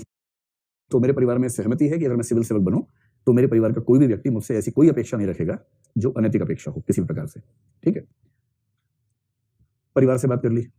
उसके बाद और क्या तरीके हैं जो सेल्फ मोटिवेशन के लिए होते हैं? डायरी राइटिंग हो सकता है, और डायरी इस सेंस में कि मैं रोज डायरी लिखता हूं और उसमें वो बिंदु लिखता हूं जहां जहां मैं नैतिक रूप से कमजोर पड़ा, और इस वायदे के साथ लिखता हूं कि अगली बार से ऐसी स्थिति में मुझे कमजोर नहीं पड़ना है। तो सेल्फ इवेल्युएशन, सेल्फ क्या कहना चाहिए, बेटरमेंट का एक लगातार चलने वाला सेशन चलता रहता है। डायरी के अलावा एक अच्छा तरीका है रोल मॉडल्स। रोल मॉडल को हिंदी में रोल मॉडल भी कहते हैं आमतौर पे, अपना भूमिका आदर्श कह लीजिए, भूमिका आदर्श भी चल सकता है, आदर्श व्यक्ति। अब मैंने रोल मॉडल्स के तौर पर कुछ सिविल सेवकों को रखा है जिन्होंने पूरा जीवन समाज की सेवा में बिताया। ऐसे एक दो नाम अरुणा रॉय बोल सकते हैं या श्रीधरन का नाम बोल सकते हैं, जिन पर पॉलिटिकल डिबेट्स ना हो। श्रीधरन को लेकर कोई दिक्कत नहीं, आप आराम से उनका नाम बोलें। या एक मैंने कहा था लोक जुम्बिश वाले जो आदमी थे, राजस्थान काडर के आईएएस थे, शिक्षा में बड़ा काम किया था, अनिल बोरडिया नाम बताया था आपको, ध्यान है? अनिल बोरडिया का नाम बोलिए। इन सबके नाम पर कोई विवाद नहीं है। तो मैंने रोल मॉडल के तौर पर, या एपीजे अब्दुल कलाम सबसे बढ़िया है, कोई दिक्कत नहीं उनमें। तो एपीजे अब्दुल कलाम और इन सब लोगों को मैं रोल मॉडल बनाया, तो मैं इनकी जीवनी या इनके संस्मरण इत्यादि पढ़ता रहता हूं ताकि उन सबको पढ़ के मेरा प्रेरणा का स्तर मजबूत बना रहे। एक तरीका और होता है, अगर आप चाहें कि आपके ऊपर दबाव ठीक से बन जाए तो जो आप चाहते हैं जीवन में करना उसे पब्लिकली बार बार अनाउंस करते रहिए। मतलब इसमें नुकसान भी होता है। जैसे हमने सबसे कहा कि मैं बहुत ईमानदार सिविल सेवक बनूंगा, अब सिविल सेवक बनूंगा कह तो दिया, बाई चांस नहीं हो पाए तो फिर उसके बाद लोग कहते हैं हाँ बन गया सिविल सेवक, फिर गाँव में पूरे गाँव में मजाक बनता है उसके बाद, ये खतरा तो है। लेकिन जैसे आप सिविल सेवक बन गए मान लीजिए, उसके बाद आप पब्लिक स्टेटमेंट, आप सिविल सेवक जैसे बनेंगे ना, उसके बाद गांव में, शहर में, कस्बे में खूब समारोह होंगे आपके सम्मान में। एमपी आएगा, एमएलए आएगा, डीएम वीएम सब आएंगे, फूल की मालाएं पहनाएंगे आपको, पूरा ट्रक पे लेके जाएंगे फूल की मालाओं से भर के आपको, वो सब होता है हर शहर में। अब जब वो होगा फिर आपको बुलाएंगे, मंच देंगे, माइक देंगे कि बोलिए, अपने युवक युवतियों को मोटिवेट कीजिए। उस दिन क्या करना, दिल पे पत्थर रख के बोल देना कि भाइयों और बहनों, माताओं और चाचाओं, भाई पिताओं तो नहीं कह सकते, माताओं तो चल जाता है, लेकिन अब माताओं और पिताओं कैसे कहेंगे, है ना? भारतीय समाज में माताओं चल जाता है, पिताओं नहीं चलता है उसमें बड़े सारे संकट आ जाते हैं उस बात से, है ना? उस दिन घोषणा कर देना कि आज मैं आप सबके सामने अपनी माँ की कसम खा के कहता हूँ, साथ में माँ को खड़ा कर लेना, कि जीवन भर एक भी पैसे का भ्रष्टाचार नहीं करूंगा। हो सकता है कि वही माँ फिर झुलस दे घर जाके, कम वक्त इतना इन्वेस्टमेंट किस तेरे ऊपर, सबके सामने बर्बाद कर दिया, है ना? तो क्या होता है कि जब आप पब्लिक स्टेटमेंट ऐसे देते हैं तो उसके बाद आपके ऊपर इतना दबाव रहता है ठीक रहने का, इसका कई लोग इसको इस्तेमाल करते हैं, इस मैकेनिज्म को। तो आप कहिए कि मैं अपने मित्र समूह में पब्लिकली ऐसे स्टेटमेंट्स देता हूं या ऐसे स्टेटमेंट्स बोलती हूं जिनसे मुझ पर हमेशा दबाव रहे कि मैंने क्या वायदे किए हैं। और ये पब्लिक स्टेटमेंट्स किस बारे में होते हैं? ऑनेस्टी के बारे में, एफिशिएंसी के बारे में, जम के काम करूंगा, 24/7 वाले हिसाब से काम करूंगा, डेडिकेशन के साथ, ये वो फलाना ठिकाना, ये सब बोल रखा है। और जैसे ही हमें पब्लिक स्टेटमेंट दी उसके बाद एक कंसेप्ट लागू हो जाता है, कॉग्निटिव डिसोनेंस। अगर आपने घोषणा कर दी थी और नहीं कर पा रहे हैं तो क्या हो जाएगा? कॉग्निटिव डिसोनेंस हो जाएगा, संज्ञानात्मक असंगति, और उससे बेचैनी होती है। उस बेचैनी को आपने इनवाइट कर लिया है क्योंकि आप अपने अंदर मजबूती चाह रहे थे। और अगर आप ऐसा कर लेंगे तो कहीं कहीं ऐसे क्षण, जब नाजुक क्षण होते हैं, व्यक्ति फिसल सकता है, उन क्षणों में कॉग्निटिव डिसोनेंस का दबाव कई बार सही रास्ते पर हमको रखता है। अब इसके अलावा अगर आप चाहें ना, तो ये जो 3-4 बातें जैसे पर्यावरण है, तो आप एक आध वाक्य लिखिए कि मैंने पर्यावरण के प्रति सेंसिटिविटी विकसित करने के लिए कुछ नियम बनाए हैं, जैसे पॉलिथीन का प्रयोग ना करना इत्यादि, ऐसा कुछ कर लीजिए। और नहीं तो इन चारों को छोड़ के सामान्य रूप से भी लिख सकते हैं जो भी लिखा। जो हमने लिखा, क्या उसमें कोई और पॉइंट जोड़ना चाहेंगे खुद को मजबूत बनाने के लिए, और क्या किया आपने? आप ये कह सकते हैं कि मैंने अभी से सिविल सेवाओं के कोड ऑफ कंडक्ट और कोड ऑफ एथिक्स को ठीक से पढ़ा है और अभी से कोशिश करता हूं कि जितना हो सके अपने व्यवहार में उसको ले आऊं। अच्छा है, देखिए अब ये भी कर सकते हैं कि एथिकल गाइडेंस के जो विभिन्न सोर्सेज हैं उनको मैंने ठीक से पढ़ने समझने का और अपनी कॉन्शियंस को एनलाइटन करने का प्रयास शुरू कर दिया है अभी से। इस प्रोसेस को बोलते हैं मनोविज्ञान में एंटिसिपेटरी सोशलाइजेशन, कि ऐसा होगा अभी से तैयारी शुरू कर देते हैं, इस चीज को बोलते हैं। इसमें मैंने कहा ना एक बार कि मेडिकल साइंस के फाइनल ईयर के बच्चे आपस में क्या बोलते हैं? डॉक्टर साहब, डॉक्टर साहब। आप में से कुछ बोलते होंगे आपस में कलेक्टर साहब, कलेक्टर साहब, ऐसे। ये होता है एंटिसिपेटरी सोशलाइजेशन। जो हिंदी साहित्य वाले बच्चे, उनको एक कविता आकार और उसके बाद याद आएगी, उसमें कौवे ने इस एंटिसिपेशन में कि भोजन मिलने वाला है अपनी चोंच को प्रैक्टिस करनी शुरू कर दी है, तो इसको बोलते हैं एंटिसिपेटरी प्रैक्टिसेस। कर लेंगे? चलिए, तीसरा, अक्सर कहा जाता है कि निर्धनता भ्रष्टाचार की ओर प्रवृत्त करती है, परंतु ऐसे भी उदाहरणों की कोई कमी नहीं है जहां संपन्न एवं शक्तिशाली लोग बड़ी मात्रा में भ्रष्टाचार में लिप्त हो जाते हैं। लोगों में व्याप्त भ्रष्टाचार के आधारभूत कारण क्या हैं? उदाहरणों के द्वारा अपने उत्तर को संपुष्ट कीजिए। हमने शुरू में किया था डिस्कस ना, तो मैंने कहा था कि भ्रष्टाचार केवल गरीबी से नहीं होता, नीड बेस्ड भी होता है, ग्रीड बेस्ड भी होता है, तो लालच भी तो एक कारण है। और उस लालच की व्याख्या करने में थॉमस हॉब्स का जिक्र करना चाहें तो, अगर आपकी रुचि हो तो आप उसका जिक्र कर दें, ठीक है। तो गरीबी एक कारण है, निश्चित रूप से है। अच्छा ये बताइए, गरीब व्यक्ति आईएएस बना, मान लीजिए 100 गरीब व्यक्ति आईएएस बने, आपकी राय में उन 100 में से कितने व्यक्तियों के शुद्ध ईमानदार बने रहने की संभावना है? ये जो अप्रोच है ना, एक भी नहीं, इससे लगता है कि दुनिया उतनी ही जितनी मैं समझता हूं। थोड़ा संभावना तो छोड़ो दुनिया में किसी के लिए भाई, ऐसा थोड़ा ना। चलिए, मतलब 10 से लेकर 70 तक आ गया है इतना परसेंट, मतलब मेरे ख्याल से कम 1 से 5% तो है ही संभावना। मतलब कुछ लोग ऐसे होते हैं जो गरीब हैं, किंतु मूल्य इतने मजबूत हैं उनके अंदर कि अपने उन मूल्यों की बदौलत वो उस गरीबी और गरीबी के सारे दर्द से टकराते हैं। और ऐसे लोग प्रशासन में हैं जिनकी बैकग्राउंड ऐसी कि बहुत गरीब लोग थे पृष्ठभूमि में, और जिनकी ईमानदारी के नाम पे कस्में खाई जाती हैं प्रशासन की दुनिया में। सीएम इस बात को एक्सेप्ट करते हैं राज्यों के। ऐसे लोग हैं दुनिया में, इसी दुनिया की बात चल रही है, किसी और दुनिया की बात नहीं चल रही है। ऐसे लोग हैं, रेयर हैं, लेकिन ऐसे लोग हैं। अब दूसरा बताइए, मान लीजिए 100 लोग ऐसे हैं जो मध्य वर्ग या उच्च वर्ग से थे, आईएएस बने। आपको सिर्फ ये बताना कि इनमें और 100 गरीब थे, इनमें से कौन से वर्ग में यह संभावना ज्यादा है कि लोग भ्रष्टाचार नहीं करेंगे? मतलब दोनों में कुछ संख्या होगी, मैं जानना चाह रहा हूं इन दोनों वर्गों में से भ्रष्टाचार नहीं करने वाले व्यक्तियों की संख्या कौन से वर्ग में ज्यादा होने की संभावना है? तो अब मैं पूछ लेता हूं आपसे, पहला, कितने लोग मानते हैं कि गरीब वर्ग में ज्यादा संभावना है कि वहां लोग भ्रष्ट कम होंगे? ठीक है, 15-20 है। कितने लोग मानते हैं कि अमीर वाले में ज्यादा संभावना है? इसमें 2-4 लोग ज्यादा दिख रहे हैं, ठीक है, मतभेद है। हालांकि मेरी व्यक्तिगत राय ये है कि सेकंड वाले में चांस थोड़ा ज्यादा है। वो इसलिए ज्यादा है कि अगर उनकी पारिवारिक जिम्मेदारियां पूरी हो चुकी हैं और यदि वो परिवार से निश्चिंत हैं, आर्थिक चिंताओं से निश्चिंत हैं, और यदि मूल्य अच्छे हैं। एक गरीब आदमी अच्छे मूल्यों के बावजूद इतनी चुनौतियां सहता है कि कई बार फिसलने की स्थिति बन जाती है। अमीर आदमी के पास कम से कम वो समस्या नहीं होती कि बार बार फिसलना पड़ेगा, उसके पास एक संभावना है कि चीजें ठीक हैं, बैकग्राउंड में सब ठीक है, परिवार में सब ठीक है, पारिवारिक चिंताएं नहीं है। इसलिए अगर मूल्य मजबूत हो तो वो बिना भ्रष्टाचार के ज्यादा आसानी से जीवन जी सकता है, क्योंकि दबाव कम है उसके ऊपर। इसलिए कहते हैं कि गरीबी भ्रष्टाचार की ओर बढ़ा है। स्वाभाविक बात है, अनिवार्य नहीं है, स्वाभाविक, अनिवार्य नहीं है ना। हाँ, मतलब प्राय ऐसा होता है। और अमीरी के बाद कोई भ्रष्टाचार कर रहा है, इसका मतलब वो मन से कमजोर व्यक्ति है, उसकी परिस्थितियां ऐसी नहीं थी, तो इसमें लालच हावी है और जो सोशल वैल्यूज हैं वो कमजोर हैं। तो भ्रष्टाचार के अन्य कारण क्या क्या थे? हमने कहा था कि एक कारण इसका ये है कि समाज में भ्रष्टाचार को एक सहमति मिल चुकी है, स्वीकृति मिल चुकी है। धन हमारे सामाजिक सम्मान में सबसे ज्यादा महत्व रखने लगा है, एक पक्ष है इसका। फिर राजनीतिक इच्छा शक्ति बहुत कम है इसके विरुद्ध। कानून हमारे कैसे हैं? बहुत अच्छे हैं। लचर किस्म के कानून है इस मामले में, लचर कानून है। प्रशासनिक कार्य विधियां सरल हैं या बहुत कॉम्प्लेक्स है? कॉम्प्लेक्स है। उन कॉम्प्लेक्सिटी से बचने के लिए व्यक्ति चाहता है कि समय बचाऊं, कुछ पैसा खर्च करूं, और सुविधा चाहने की वजह से वो ऐसा कर देता है। ठीक। चौथा, हाल में हुई कुछ प्रगतियां जैसे कि सूचना का अधिकार अधिनियम, मीडिया और न्यायिक सक्रियता इत्यादि सरकार के कार्यों में पहले से अधिक पारदर्शिता और जवाबदेही लाने में सहायक साबित हो रही हैं। फिर भी यह देखा जा रहा है कि कभी कभार इन साधनों का दुरुपयोग किया जाता है। एक अन्य नकारात्मक प्रभाव यह है कि अधिकारीगण अब शीघ्र निर्णय लेने से डरते हैं। ठीक। इस स्थिति का विस्तार पूर्वक विश्लेषण कीजिए। विस्तार पूर्वक शब्द कितने? 150। इनका विस्तार भी पता नहीं कैसा होता है। विस्तार पूर्वक विश्लेषण कीजिए और सुझाइए कि इस द्विभाजन का हल किस प्रकार निकाला जा सकता है। सुझाइए कि इन नकारात्मक प्रभावों को किस प्रकार न्यूनतमीकृत किया जा सकता है। क्या शब्द है? मिनिमाइज के लिए न्यूनतमीकृत। वाह, क्या अनुवाद, अच्छा अनुवाद किया जा सकता है। द्विभाजन शब्द समझते हैं? डाइकोटमी, इसका मतलब या इधर या उधर। तो प्रश्न का मूल भाव यह है, एक तरफ तो ये था कि सूचना का अधिकार वगैरह था ही नहीं, प्रशासन यूं चल रहा था। अब हम लाए ये सब, इन सबसे पारदर्शिता बढ़ी है, जवाबदेही बढ़ी है, लेकिन इन्हीं के दुरुपयोग का परिणाम ये हुआ कि ऑफिसर सब डरते भी हैं, फाइल में कुछ लिखने से बचते हैं, कल को फंस ना जाए। अब अगर आप ट्रांसपेरेंसी ला रहे हैं तो अधिकारी भी डर रहे हैं, ट्रांसपेरेंसी नहीं ला रहे तो अधिकारी भी बेखौफ हैं। हमें ऐसा प्रशासन चाहिए जिसमें अधिकारी बेखौफ हों लेकिन ट्रांसपेरेंसी अकाउंटेबिलिटी ज्यादा हो। ऐसा कुछ रास्ता बताइए कि अधिकारी को डरना ना पड़े, ट्रांसपेरेंसी अकाउंटेबिलिटी भी आ जाए, और ये तब होगा जब इन साधनों का दुरुपयोग होने की संभावना कम होगी। तो कैसे इनका दुरुपयोग कम करेंगे, इसका तरीका क्या निकाल सकते हैं? देखिए, जब भी ऐसा है ना आरटीआई वगैरह, एक आप तो एक्ट की धारा कोट कर देनी है। ये बताइए कि आरटीआई एक्ट की धारा नंबर 21 में क्या लिखा हुआ था, याद आ गया? Good faith. सबसे पहले आप लिखिए कि सूचना के अधिकार अधिनियम में धारा 21 कहती है कि यदि किसी व्यक्ति ने गुड फेथ में, अच्छी नीयत के साथ, अच्छे विश्वास के साथ कोई गलती की है तो उसे उसकी सजा नहीं मिलेगी। और इसका मतलब है कि यदि ये धारा ठीक तरीके से अधिकारी को समझाई जाए तो इससे उनका खौफ कम होगा या नहीं होगा? कुछ तो बोलो प्रभु। हाँ तो बोलो, कम होगा, है ना? इसीलिए वो धारा इसीलिए तो लिखी गई है। और कैसे लिखी गई है? मेरी सलाह ये है कि जब भी आरटीआई पर प्रश्न आए, एक आध धारा का उल्लेख करना ही करना है। एक्ट का उल्लेख कीजिए, सूचना का अधिकार अधिनियम 2005, उसकी धारा 21, बहुत खौफ पैदा करना हो, अध्याय 6 धारा 21 में कहा गया है फलाना ठिकाना, इस तरह से दबाव बना देना परीक्षा के ऊपर, ठीक है? अब दूसरा बताइए कि अधिकारियों का खौफ कम करने के लिए क्या करें?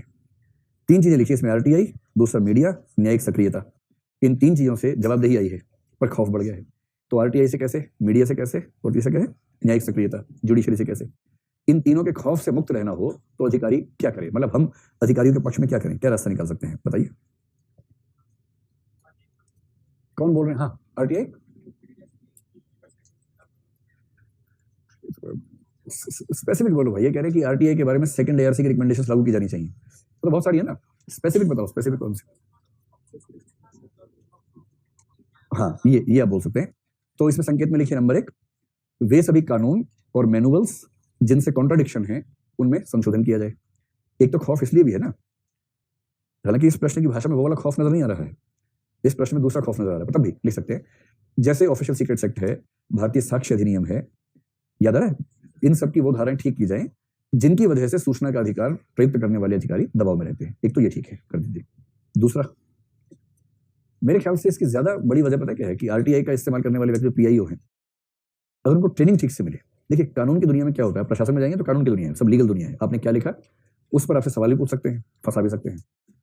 और यदि आपको लिखने की सेंस पता है, सरल भाषा में कहूं, आप जो मीनिंग देना चाह रहे हैं, अगर आप ऐसा लिख पाते हैं कि उससे वही मीनिंग निकलता है, ना कुछ प्लस ना कुछ माइनस, तो दुनिया में कोई आपको फंसा नहीं सकता। उसके बाद फंसाएगा तब जब आपने कहा था 20 और मीनिंग निकला 25 या 15, तब मामला फंसता है। पर्सनल लाइफ में फंसता है तब, और कानून में फंस जाता है ना? जैसे किसी ने आपसे पेन मांगा, मान लीजिए क्लास में, इसका मतलब क्या है, उसने आपसे पेन मांगा, समझिए बात को, और वो आपस में क्या बात करें, मुझसे क्यों मांगा? कई दिनों से ताक में थी मुझसे पेन मांगने के लिए, और आज जानबूझ के मेरे पास आके बैठी और पेन मांग लिया। जबकि हुआ ये कि वो रोज अपनी सीट पे आती थी, आज थोड़ी लेट हुई, सीट नहीं मिली, कोई सीट नहीं दिखी, एक सीट दिखी, वो आगे बैठ गई, और संयोग से आज पेन खराब हो गया। तो क्या करें? बिना सोचे दाईं तरफ बाईं तरफ जो दिखा उसे का पेन दे दो भाई, उससे पेन ले लिया। तो प्रशासन की दुनिया में सफल व्यक्ति वो है जो 2 चीजें जानता है। पहला, जो कहे उसका ठीक वही अर्थ निकले जो निकलना चाहिए। दूसरा, जब कोई और उससे कुछ कहे तो ठीक वही अर्थ निकाले जो निकल रहा है। अपनी ओर से ना जमा करे, ना माइनस करे, ना गुणा करे, ना भाग करे, है ना? कई लोग जमा करते हैं, कई लोग गुणा करते हैं उसको, कई लोग स्क्वायर निकालते हैं, क्यूब निकालते हैं उसका। आप समझ गए ना?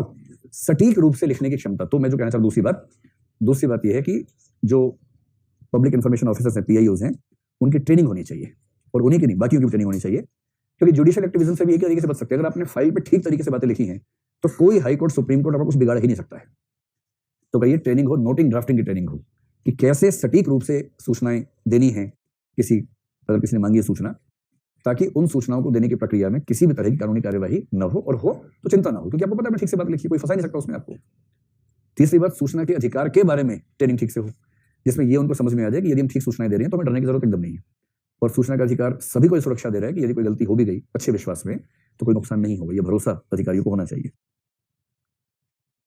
चौथा क्या है, अगर आप चाह रहे हैं कि डरे हुए आदमी को आत्मविश्वास से भरना है तो सिंपल मैकेनिज्म है। आमतौर पर क्या होता है, बच्चे जब डरने लगते हैं ज्यादा तो आप उनको ज्यादा मोटिवेट करते हैं। तो ज्यादा मोटिवेट कैसे करेंगे? जो आरटीआई एक्ट को ठीक से लागू करता है उनको खूब पुरस्कार दीजिए। तो नंबर 4 पे लिखिए पुरस्कार योजना। भाई जिसने अच्छा काम किया उसको न केवल पुरस्कार मिले बल्कि पब्लिक एप्रिसिएशन मिले, खूब तारीफ हो उसकी, हर जगह रिपोर्ट में छापिए और इंसेंटिव दीजिए उसको, ताकि सबको ये मन में भाव आए कि अगर हमने सेट का ठीक से पालन किया तो हमें कुछ फायदा मिलेगा। मीडिया से बचने का सिंपल उपाय है कि मीडिया काउंसिल की भूमिका बढ़ाई जाए। मीडिया काउंसिल कई काम करती है, उनमें से एक काम ये करती है कि मीडिया के लोगों को इस बात के लिए तैयार करती है कि वो अपने अधिकारों को दुरुपयोग ना करें। तो मीडिया के लोगों के साथ सरकार का ये संवाद चलता रहे कि वो किसी भी सरकारी अधिकारी के बारे में कुछ लिखने से पहले प्रमाणित कर लें, तथ्य जांच लें और उसके बारे में कुछ गलत लिखने से बचें। तो ये दबाव सरकार की तरफ से मीडिया पर होना चाहिए कि सरकार के किसी भी अधिकारी या कर्मचारी के बारे में कोई गलत बात कहने से बचें, तो अपने अधिकारों का ध्यान रखें। ये सरकार की भूमिका है कि सरकार मोर्चा संभाले मीडिया के साथ। हाँ, पेड न्यूज, फेक न्यूज पर कंट्रोल करें। केस स्टडी भी ठीक है।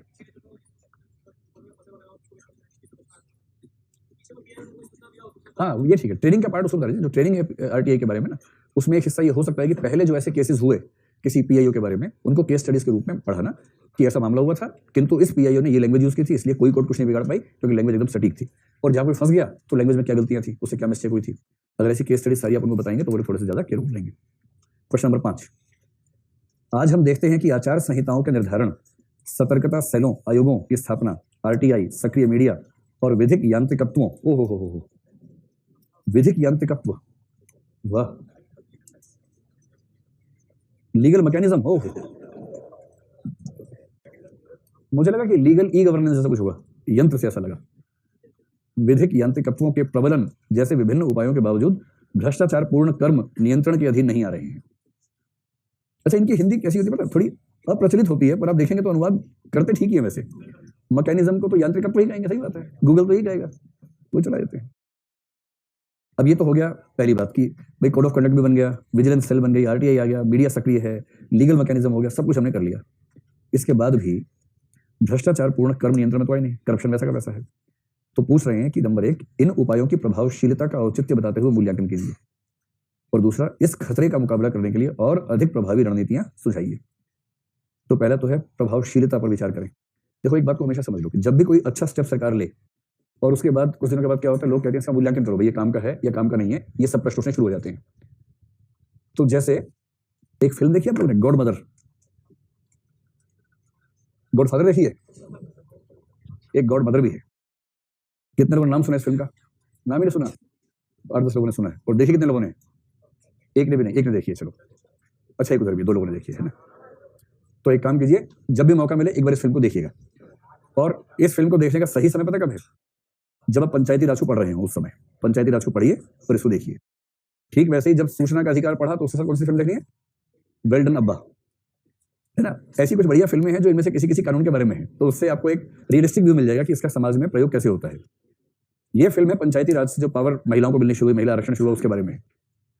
तो जब महिला आरक्षण आया उससे मैं लिंक कर रहा हूं ताकि आप ऐसे किसी भी सवाल के जवाब में अपना सही दृष्टिकोण रख सके। तो जब महिलाओं का आरक्षण पंचायती राज में हुआ, संसद बैठी, संसद ने कहा भी महिलाओं को आरक्षण देना बहुत जरूरी है, बहुत जरूरी है। लोकसभा में नहीं देंगे, या तो हम बैठे, विधानसभा तो नहीं, वो हमारे छोटे भाई उनको देंगे, तो कहाँ दे, पंचायत में दे देते हैं। क्यों? क्योंकि हम वहां जाते ही लड़ने के लिए इलेक्शन। तो पंचायत वाले बोले सारा प्रयोग हमारे ऊपर करोगे तुम लोग, संसद में नहीं दोगे, विधानसभा में नहीं दोगे, पंचायत में दोगे। तो पंचायत में 1/3 आरक्षण का बिल आ गया, बाद में तो 50% की बात हो गई। और जब महिलाओं का आरक्षण शुरू हुआ तो उसके बाद 5 साल तक खूब पुरुषवादी राजनीति ने इतनी गालियां दी उसको, आपने सुना ही होगा, अरे कोई नहीं बैठती महिला, सरपंच पति आते हैं मीटिंग में, ये शब्द सुना आपने, सरपंच पति, सरपंच पति। अच्छा, बाकी सबका छोड़िए, दिल्ली की बात देखिए, दिल्ली में जो सीटें महिलाओं की हैं, जो महिला इलेक्शन जीती है, वो दरअसल वो महिला नहीं जीती है, किसका पति बहुत ताकतवर था, टिकट का दावेदार था, उसकी पत्नी को टिकट मिल जाती है, वो जीत जाती है। और उसके बाद विधायक पति या पार्षद पति, दिल्ली में भी चलता है, ऐसा नहीं कि केवल गांव में चलता है। तो जब पंचायती राज में महिलाओं का आरक्षण हुआ तो लोगों ने कहा कि महिलाओं को क्या फायदा मिला, उनके पति ही आते हैं, फिर पत्नी के पास कागज ले जाते हैं, अंगूठा लगा देती है, तो ऐसे ही चलता रहता है। इसी बारे में फिल्म आई थी और राजस्थान में कुछ लोगों ने स्टडी की, इस पर कई राज्यों में की, एक स्टडी मैंने पढ़ी, उसकी बात कर रहा हूँ कि जब पहली बार महिलाएं चुन के आई पंचायतों में तो उसमें संख्या थी, एग्जैक्ट संख्या ध्यान नहीं हो, लेकिन कई हजारों की संख्या, हम अनुमान से समझें कि जितनी महिलाएं चुन के आई उन महिलाओं में से 80-90% निरक्षर थी और वो लगभग 100% अपने पति पर डिपेंडेंट थी अपने अधिकारों का फैसला करने के लिए, जिसपे हल्ला मच गया। 5 साल तक वो सत्ता में रही ऐसे ही। उसके बाद फिर से इलेक्शन हुआ, उनमें से 60-70% महिलाएं फिर से इलेक्शन में आई और जीती। वही महिलाएं जो पहले 5 साल इलेक्शन में रह चुकी थी, पावर नहीं थी, जब दूसरी बार सत्ता में आई तो उस रिसर्च में पाया गया कि दूसरी बार उन्होंने अपने पतियों से पहले की तुलना में काफी सारे अधिकार छीन लिए और अब बहुत सारे ऐसे काम जो सरकार में थे वो खुद करने लगी इस बीच में लगभग 20 से 30% महिलाओं ने, प्रतिनिधियों ने पढ़ना भी सीख लिया।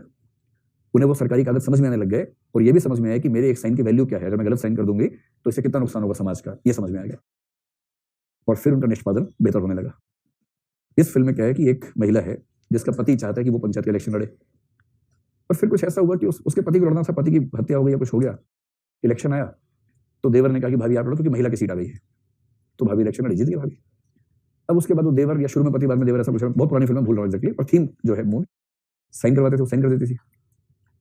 फिर एक दिन उसको रियलाइज होने लगा कि उसके पास कितनी पावर है। जैसे कि हैंडपंप लगना था, पति या देवर लगे हुए थे करप्शन में, गांव के कुछ गरीब लोग आ गए हैंडपंप के लिए, तो उससे हैंडपंप लगना ही चाहिए। तो उन्होंने बताया कि नहीं लगना तो चाहिए पर आप ही के साइन से ऐसा कुछ होगा नहीं लगेगा, तो उससे कैसे मैं साइन नहीं करूंगी। और फिर उसको एहसास हुआ कि उसका अंगूठा लगाने से हैंडपंप यहाँ लग गया, और तब उसने उस पावर का यूज करके पूरे गांव की जिंदगी बदल दी। वो रियल कहानी है, गुजरात की कहानी है, एक महिला की जो बाद में बड़ी नेता बनी, मतलब बहुत बदमाश टाइप की नेता बनी, बहुत दबंग टाइप की नेता बनी। उसके रियल, उसका नाम आप जब देखेंगे ना फिल्म, नेट पर सर्च कीजिएगा, पूरी कहानी मिल जाएगी, कौन नेता थी, क्या कहानी थी। और बाद में शायद उस पर बहुत केसेस भी थे। जब कोई पॉलिटिक्स में आता है तो फिर वो तेवर वैसे होने लगते हैं उसके भी, तो उसके साथ भी वो सब हुआ और राजनीति के सारे कर्म उसने भी किए। ये मैं इसलिए बता रहा हूँ आपको कि जब भी कोई नया एक्ट आए उसके बारे में फैसला करने की जल्दबाजी मत कीजिए, सीधे खारिज मत कीजिए उसको कि आरटी आया उसमें कुछ हुआ ही नहीं, ऐसा थोड़ा है। आएगा कुछ कुछ असर होगा, जो खराब लोग हैं उससे बचने के उपाय भी करेंगे। धीरे धीरे वो कल्चर में चेंज आता है, धीरे धीरे एडमिनिस्ट्रेटिव कल्चर, वर्क कल्चर में चेंज आने लगता है। और जैसे कल्चर बदलने में टाइम लगता है, ऐसे ही ऑफिस की वर्क कल्चर बदलने में भी टाइम लगता है। तो ऐसे में हमेशा अपनी अप्रोच रखिए कि समय के साथ ग्रेजुअल चेंजेस होंगे, इसका हमें इंतजार करना चाहिए। तो इन उपायों की प्रभावशीलता का औचित्य बताते हुए मूल्यांकन कीजिए। इस पर आपको 70-75 शब्द करीब लिखने चाहिए। तो आपको ये कहना है कि कोड ऑफ कंडक्ट, अच्छा बताइए ना, एक फायदा बताइए, कोड ऑफ कंडक्ट बताने से या निश्चित करने से क्या फायदा होता है? आप इतना सहमत होंगे, कम से कम जो लोग नैतिक रहना चाहते हैं उन्हें पता लग जाता है क्या करना ठीक है, क्या करना गलत है। इससे कुछ तो गलत काम रुकते ही होंगे। तो आप पहला ले दीजिए कि आचार संहिताओं के निर्माण से कम इतना लाभ हुआ है कि जो अधिकारी उचित रास्ते पर चलना चाहते हैं उन्हें अपनी सीमाओं का ज्ञान हो जाता है। ये फायदा तो है ही। फिर सूचना का अधिकार, सूचना के अधिकार से और कुछ हो ना हो, करप्ट ऑफिसर में खौफ पैदा हुआ है, यानी कि कल को पूछ लेगा तो फंस जाएंगे हम लोग। भाई आप ही लोगों में से कितने पूछ रहे कि मुझे पंचायत का पता करना है, मुझे ये पता करना है। इसका मतलब जैसे जैसे लोगों को पता लगता है कि ये अधिकार है, लोग तो पूछेंगे, और जिसके बारे में पूछ लिया उसी नौकरी खतरे में। तो सूचना के अधिकार से कम करप्ट ऑफिसर्स में, भ्रष्ट अधिकारियों में यह खौफ पैदा हुआ है कि जानकारी मांगी जा सकती है। फिर सक्रिय मीडिया का जिक्र कर दीजिए कि आजकल मीडिया जिस तरह से खोजी मीडिया हो गया है, या सोशल मीडिया भी कह लीजिए, कि आजकल कोई भी खराब अधिकारी अगर है या खराब बिहेवियर करता है, वरना पुलिस वाले पुलिस स्टेशन में कितना पीटा करते थे लोगों को पहले, अब भी पीटते हैं, ऐसा नहीं पीटते, लेकिन आज कम से कम खौफ रहता है कि अगर वीडियो बन गया, एक बार एक वीडियो क्लिप बनने की देर है, देश भर में एक फोन के अंदर चला जाएगा वीडियो, और फिर उस पुलिस वाले पे एक्शन होना ही होना उसके बाद। ये खौफ कि मीडिया हमारे कृत्य को पूरे देश के सामने ले आएगा, कई लोग गलत काम करने से बचते हैं। तो आपको बताना इन सबका फायदा है। और फिर बताइए कि सूचना का अधिकार जैसे अधिकार, इनका सही परिणाम आने के लिए जो वर्क कल्चर चाहिए उसमें समय लगता है, 10, 20, 25, 30 साल लगते हैं वर्क कल्चर बदलने में, तो हमें थोड़ा सा इंतजार करना चाहिए। अब दूसरा हिस्सा है इस खतरे का मुकाबला, भ्रष्टाचार का मुकाबला करने के लिए और अधिक प्रभावी रणनीतियां क्या हो सकती हैं। देखो, मैं जो आपको कुछ चीजें और लिखवाना चाह रहा था ना, यानी सेकंड एआरसी के कुछ और रिकमेंडेशंस, उनमें से 3-4 आपको केवल संकेत कर रहा हूं जो आप अभी के लिए यहां पर नोट कर लीजिए।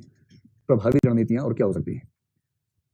आप कहिए कि एक तो हमें संविधान का अनुच्छेद 311 समाप्त करना चाहिए, इस पर पूरा सवाल आ सकता है। आर्टिकल 311 है सिविल सेवकों या पब्लिक सर्वेंट्स को, सरकारी नौकरी वालों को अत्यधिक सुरक्षा प्रदान करता है, और इतनी सुरक्षा आमतौर पर दुनिया में किसी देश में नहीं है, यहाँ तक इंग्लैंड में भी नहीं है जहां से हमने सीखा है। और इसके बारे में सेकंड एआरसी की रिकमेंडेशन क्या है? 311 भी खत्म करो, 310 भी खत्म करो। 309 ठीक है, 309 में ही वो जरूरी प्रावधान शामिल कर दिए जाएं जो 211 में है।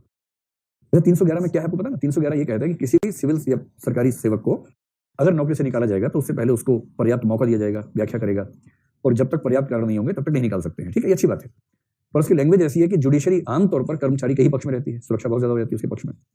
तो समाधान ये दिया है कि इसमें जो सुरक्षा थी वो सुरक्षा संविधान में देने के बजाय उसके लिए एक एक्ट बनाना चाहिए जो पब्लिक सर्विसेज वालों के लिए है, सिविल या सरकारी सेवकों के लिए है। एक अधिनियम बनाकर सुरक्षा दी जाए ताकि कॉन्स्टिट्यूशनल सेफ्टी वाला मामला खत्म हो और वो एक सीमित सुरक्षा हो, इतना पर्याप्त है। इसके बाद आपको ध्यान होगा, एक बात हुई थी कि डेफिनेशन ऑफ करप्शन चेंज करने की जरूरत है। ध्यान है, करप्शन की परिभाषा बदले, उसमें ऐसे बहुत सारे और कृत्य भी है। चलिए, एक हो गया आर्टिकल 311, एक हुआ डेफिनेशन ऑफ करप्शन। तीसरा एक है विसल ब्लोवर्स को सुरक्षा देना। विसल ब्लोवर्स प्रोटेक्शन एक्ट 2011 है, वैसे बन गया है। आप कहें विसल ब्लोवर्स प्रोटेक्शन एक्ट 2011 का कठोरता पूर्वक उपयोग किया जाना चाहिए ताकि करप्शन के विरुद्ध एक कल्चर डेवलप हो। अब 2 प्रावधान और आपको बताता हूं, उसको अगर आप यूज करना चाहें। एक है, नाम लिखिए एक्ट का, Delhi special police establishment act 1946। नाम सुना इसका आपने? हाँ, मतलब सीबीआई भी इसके अंतर्गत है। Delhi special police establishment act 1946, इसकी एक धारा है 6A। ये धारा कहती है कि सरकारी अधिकारियों पर अगर कोई केस रजिस्टर करना हो तो उससे पहले उनके वरिष्ठ अधिकारी से अनुमति ली जाती है। और क्या होता है, सरकार में अगर ऊपर के लोग करप्शन में शामिल हैं तो वो अपने जूनियर्स को गारंटी देते हैं कि जब करप्शन का केस चलेगा तो हम केस चलने देंगे नहीं तुम्हारे ऊपर। तो Delhi special police establishment act 1946 की धारा 6A समाप्त हो और व्यवस्था ये हो कि केस चलाने के लिए केवल सीवीसी और उस मिनिस्ट्री के सेक्रेटरी, इन दोनों की सहमति से फैसले हों। और ये सब फैसले मौखिक नहीं होने चाहिए, लिखित में होने चाहिए। मतलब किसी रेयरेस्ट मामले को छोड़ दें तो आमतौर पे छोटे मामलों में ये परमिशन सीधे मिल जानी चाहिए, ताकि राजनेताओं के हाथ में ना रहे, मंत्रियों के हाथ में ना रहे, सीवीसी को इन्वॉल्व कर दें। आप समझ गए? इसको बोलते हैं, एक शब्द होता है कॉन्करेंस, ये शब्द है ना। हाँ, तो प्रायर परमिशन जो लेनी होती है सीनियर से, उसको लेने की बात खत्म हो। एक अंतिम बात आप जोड़ दीजिए, अगर आप चाह रहे हैं कि समाज के लोग भी करप्शन को कम करने में लगे तो एक अमेरिकन सिस्टम है जिसको बोलते हैं फॉल्स क्लेम्स एक्ट। आप सीधा लिखिए, अमेरिका की तरह भारत में भी मिथ्या दावा अधिनियम लागू किया जाना चाहिए। फॉल्स क्लेम्स एक्ट, मिथ्या दावा अधिनियम लागू किया जाना चाहिए। ये क्या होता है, अगर एक वाक्य में कहूं, अगर किसी भी व्यक्ति या संस्था ने सरकार से झूठा दावा करके कुछ पैसा लिया है, जैसे इसके बहुत सरल एग्जांपल अगर दो देखें, एक छोटा सा एक बड़ा एग्जांपल देख लीजिए। ऐसा वाक्य ये है, यदि किसी भी व्यक्ति या संस्था ने सरकार से किसी झूठे दावे के आधार पर धन लिया है तो कोई भी नागरिक उसके खिलाफ कंप्लेंट कर सकता है और केस दर्ज करवा सकता है। केस दर्ज करवाने के लिए सरकार की जरूरत नहीं है, कोई भी नागरिक ऐसा कर सकता है। इस प्रावधान को बोलते हैं फॉल्स क्लेम्स एक्ट। इसका एग्जांपल क्या हुआ, बहुत छोटा एग्जांपल देखना हो, अगर आपको ये पता हो कि एक सरकारी अधिकारी या कर्मचारी आपके आसपास रहता है जो सरकार से कई ऐसे पैसे लेता रहता है झूठे नाम पर कि दवाइयां मंगवाई नहीं थी, ये खर्चा किया टीएडीए के नाम पे लिए, जबकि वो सब किया नहीं है, कहीं की यात्रा दिखा दी, गया ही नहीं। कई लोग कितने बड़े खिलाड़ी हैं, टिकट बुक करवाते हैं, जाते नहीं है, फिर कैंसिल करवा देते हैं, वापसी की टिकट बुक करवा ली, फिर कैंसिल, और जब बुक करवाई तो उससे प्रिंट आउट निकाल लिया, प्रिंट आउट जमा किया सरकार के अंदर, उसके बदले पैसा ले लिया, सब पूरा टीएडीए लिया। जब पूरा एक गैंग सक्रिय रहा। जो एलटीसी होता है, एलटीसी समझते हैं? एलटीसी सरकार हर 4 साल में हर कर्मचारी को एक बार घूमने के लिए, यात्रा करने के लिए पैसा देती है उसके परिवार के साथ, उसको बोलते हैं लीव ट्रेवल कंसेशन। एलटीसी में बड़े बड़े गैंग सक्रिय हैं कि बिना यात्रा किए एलटीसी का सारा पैसा कैसे निकलवाए। अगर मान लीजिए आपको पता लगे किसी के बारे में कि उसने ऐसा किया है, अब आपको पता है पर सरकार को नहीं पता, तो आपके पास भी ये शक्ति हो कि आप कंप्लेंट रजिस्टर करवाएं और उस कंप्लेंट पर केस शुरू हो जाए। छोटा मामला है, कोई बड़ा मामला सोचिए, कोई छोटा सा गांव है, वहां सड़क बनाने का टेंडर पास हुआ, जनता को पता ही नहीं है, सड़क बनी ही नहीं, पैसा ले लिया उस कंपनी ने, और आपको पता लग गया कि किसी गांव में एक कंपनी ने बिना सड़क बनाए सड़क का पैसा ले लिया है। अब केस राज्य ही क्यों करेगा, केस इंडिविजुअल क्यों नहीं कर सकता, कोई व्यक्ति क्यों नहीं कर सकता? तो अमेरिका में करप्शन कम होने की एक बड़ी वजह है कि पूरे अमेरिका का कोई भी नागरिक किसी भी कंपनी पर केस कर सकता है कि इसने सरकार से पैसे लिए और उसके बदले काम नहीं किया या कम काम किया। इससे हुआ ये कि एक पब्लिक अवेयरनेस पैदा हो गई, कुछ सिटीजन ने केसेस किए, उसके बाद से हर व्यक्ति दबाव में रहता है। तो अभी 3-4 सुझाव देकर, और ये सारे सुझाव कैसे दिए बेसिकली सेकंड ईयर के सुझाव सारे के सारे। चलिए, 1946 वाले एक्ट का हिंदी में नाम कर लीजिए ना, दिल्ली विशेष पुलिस स्थापना अधिनियम 1946, धारा 6 का हो गया। अनुवाद करने में क्या है, अनुवाद कर लीजिए। मतलब इसमें सेकंड ईयर का सुझाव ये है कि मंत्रालय के वरिष्ठ अधिकारी परमिशन नहीं देंगे, उसमें सीवीसी को शामिल करना चाहिए। सीवीसी और सेक्रेटरी, जिस मिनिस्ट्री का ऑफिसर है ना, उस मिनिस्ट्री का सेक्रेटरी, सचिव और सेंट्रल विजिलेंस कमिश्नर, केंद्रीय सतर्कता आयुक्त, इन दोनों की समिति अनुमति देगी और आमतौर पर हर मामले में देगी, कुछ रेयर मामले छोड़कर ये अनुमति देने का प्रावधान होना चाहिए। क्वेश्चन नंबर 6, मानहानि का दावा नहीं है भाई, ये मिथ्या दावा अधिनियम है। मानहानि का दावा वही व्यक्ति कर सकता है जिसकी मानहानि हुई है। मतलब मान लीजिए क ने ख के साथ कुछ इंसल्ट कर दी, तो क के खिलाफ मानहानि का दावा करेगा। जैसे अरुण जेटली ने अरविंद केजरीवाल के खिलाफ किया मानहानि का दावा, ठीक है, अंत में अरविंद केजरीवाल को माफी मांगनी पड़ी, तब जाके केस कैंसिल हुआ। और वो केस है क्रिमिनल डिफेमेशन का। क्रिमिनल डिफेमेशन में जेल भी होती है दंड के अलावा, मतलब फाइनेंशियल पक्ष के अलावा। तो जब मामला इतना फंस गया तो अंत में अरविंद केजरीवाल ने माफी मांगी और तब अरुण जेटली ने केस वापस लिया। यही शायद राहुल गांधी के साथ भी हुआ था केस में, क्रिमिनल डिफेमेशन का। तो डिफेमेशन के मामले में आईपीसी में सेक्शन 500 501 शायद है, उसमें नियम ये है, 499 500 में तो है शायद, उसी का कंटिन्यूएशन में ना। हाँ, तो उसमें शर्त यह है कि वही व्यक्ति केस करेगा जिसके खिलाफ कुछ कहा गया हो। इसमें तो कोई भी नागरिक किसी भी मामले में केस कर सकता है फॉल्स क्लेम्स एक्ट में। क्वेश्चन नंबर 6, अब आसान सवाल है। शासन, सुशासन और नैतिक शासन शब्दों से आप क्या समझते हैं? गोला कैसे बनेगा इसमें? आप लोग बनाओ जरा, एक ऐसा चित्र बनाओ जिसमें तीनों स्पष्ट हो जाए।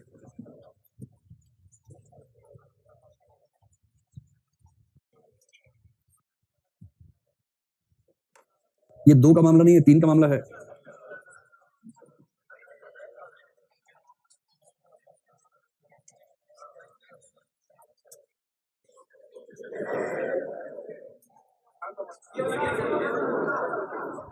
तो 4 तरह के चित्र सोचे जा सकते हैं, ठीक है। तो आप में से कितने लोग मानते हैं कि नंबर 1 सही है, नंबर 2, नंबर 3 के पक्ष में करीब 15-20 हाथ है, नंबर 4 के पक्ष में बहुसंख्यक लोग हैं, ठीक है। क्यों 4 क्यों भाई? ये तो कोई भी समझ जाएगा कि बड़ा बोला शासन का है ना। कई लोग कह रहे हैं शासन बड़ा बोला हो गया, वो तो है ही, उसमें तो कहने की बात ही नहीं है। असली बात तो उसके बाद है। आपके हिसाब से इथिकल गवर्नेंस और गुड गवर्नेंस जो थी उसका रिलेशन क्या था? मेरे ख्याल से हमने ये बनाया था, ये था इथिकल, ये था स्मार्ट गवर्नेंस, ये थी गुड गवर्नेंस। ये नहीं था, मैंने बनाया था, मैंने बनाया था। इथिकल गवर्नेंस, स्मार्ट गवर्नेंस और गुड गवर्नेंस। अगर इस चित्र को आप बेस मानते हैं तब तो सही उत्तर ये बनेगा। अगर आप इसको सही मानते हैं तो, अगर आप इसको सही नहीं मान रहे तो ये हो सकता है, कोई दिक्कत नहीं है। अगर हमने ये चित्र माना था, आप लोग सहमत थे इस पर, इसका मतलब था कि जो गुड गवर्नेंस होगी वो अपनी प्रकृति में इथिकल तो होगी। इथिकल गवर्नेंस का कुछ हिस्सा ऐसा हो सकता है जो गुड ना हो, पर गुड गवर्नेंस का ऐसा हिस्सा नहीं है जो इथिकल ना हो। सारे कुत्ते गधे हैं, सारे गधे चिट्ठियां हैं, सारी चिट्ठियां बोतलें हैं, कुछ बोतलें बाल हैं, कुछ बाल टोपी हैं, कुछ टोपी चश्मे हैं। तो बताओ चश्मा क्या है? चश्मा गधा है। मामले गोल मटोल हो गया ना। तो अगर आप सिलोजिज्म की लैंग्वेज में आएंगे, इस चित्र को सही मानेंगे तो फिर चित्र ये बनेगा। हालांकि इसमें हल्का सा डिबेट हो सकती है, मतलब मैं जो सोच पा रहा हूँ, ये अगर शासन है तो आप कह सकते हैं कि उसका दूसरा हिस्सा कौन सा बनेगा, बताइए, इथिकल या गुड? अच्छा एक बार इस पर सोचिए, अगर आप इसको इथिकल मान लें, इसको गुड मान लें, ये वाला हो गया जो इथिकल भी गुड भी है, और ये कौन सा गुड का? इथिकल नहीं है। इस हिस्से की व्याख्या कैसे करेंगे? इससे तो हो जाएगी, इसकी व्याख्या कैसे होगी?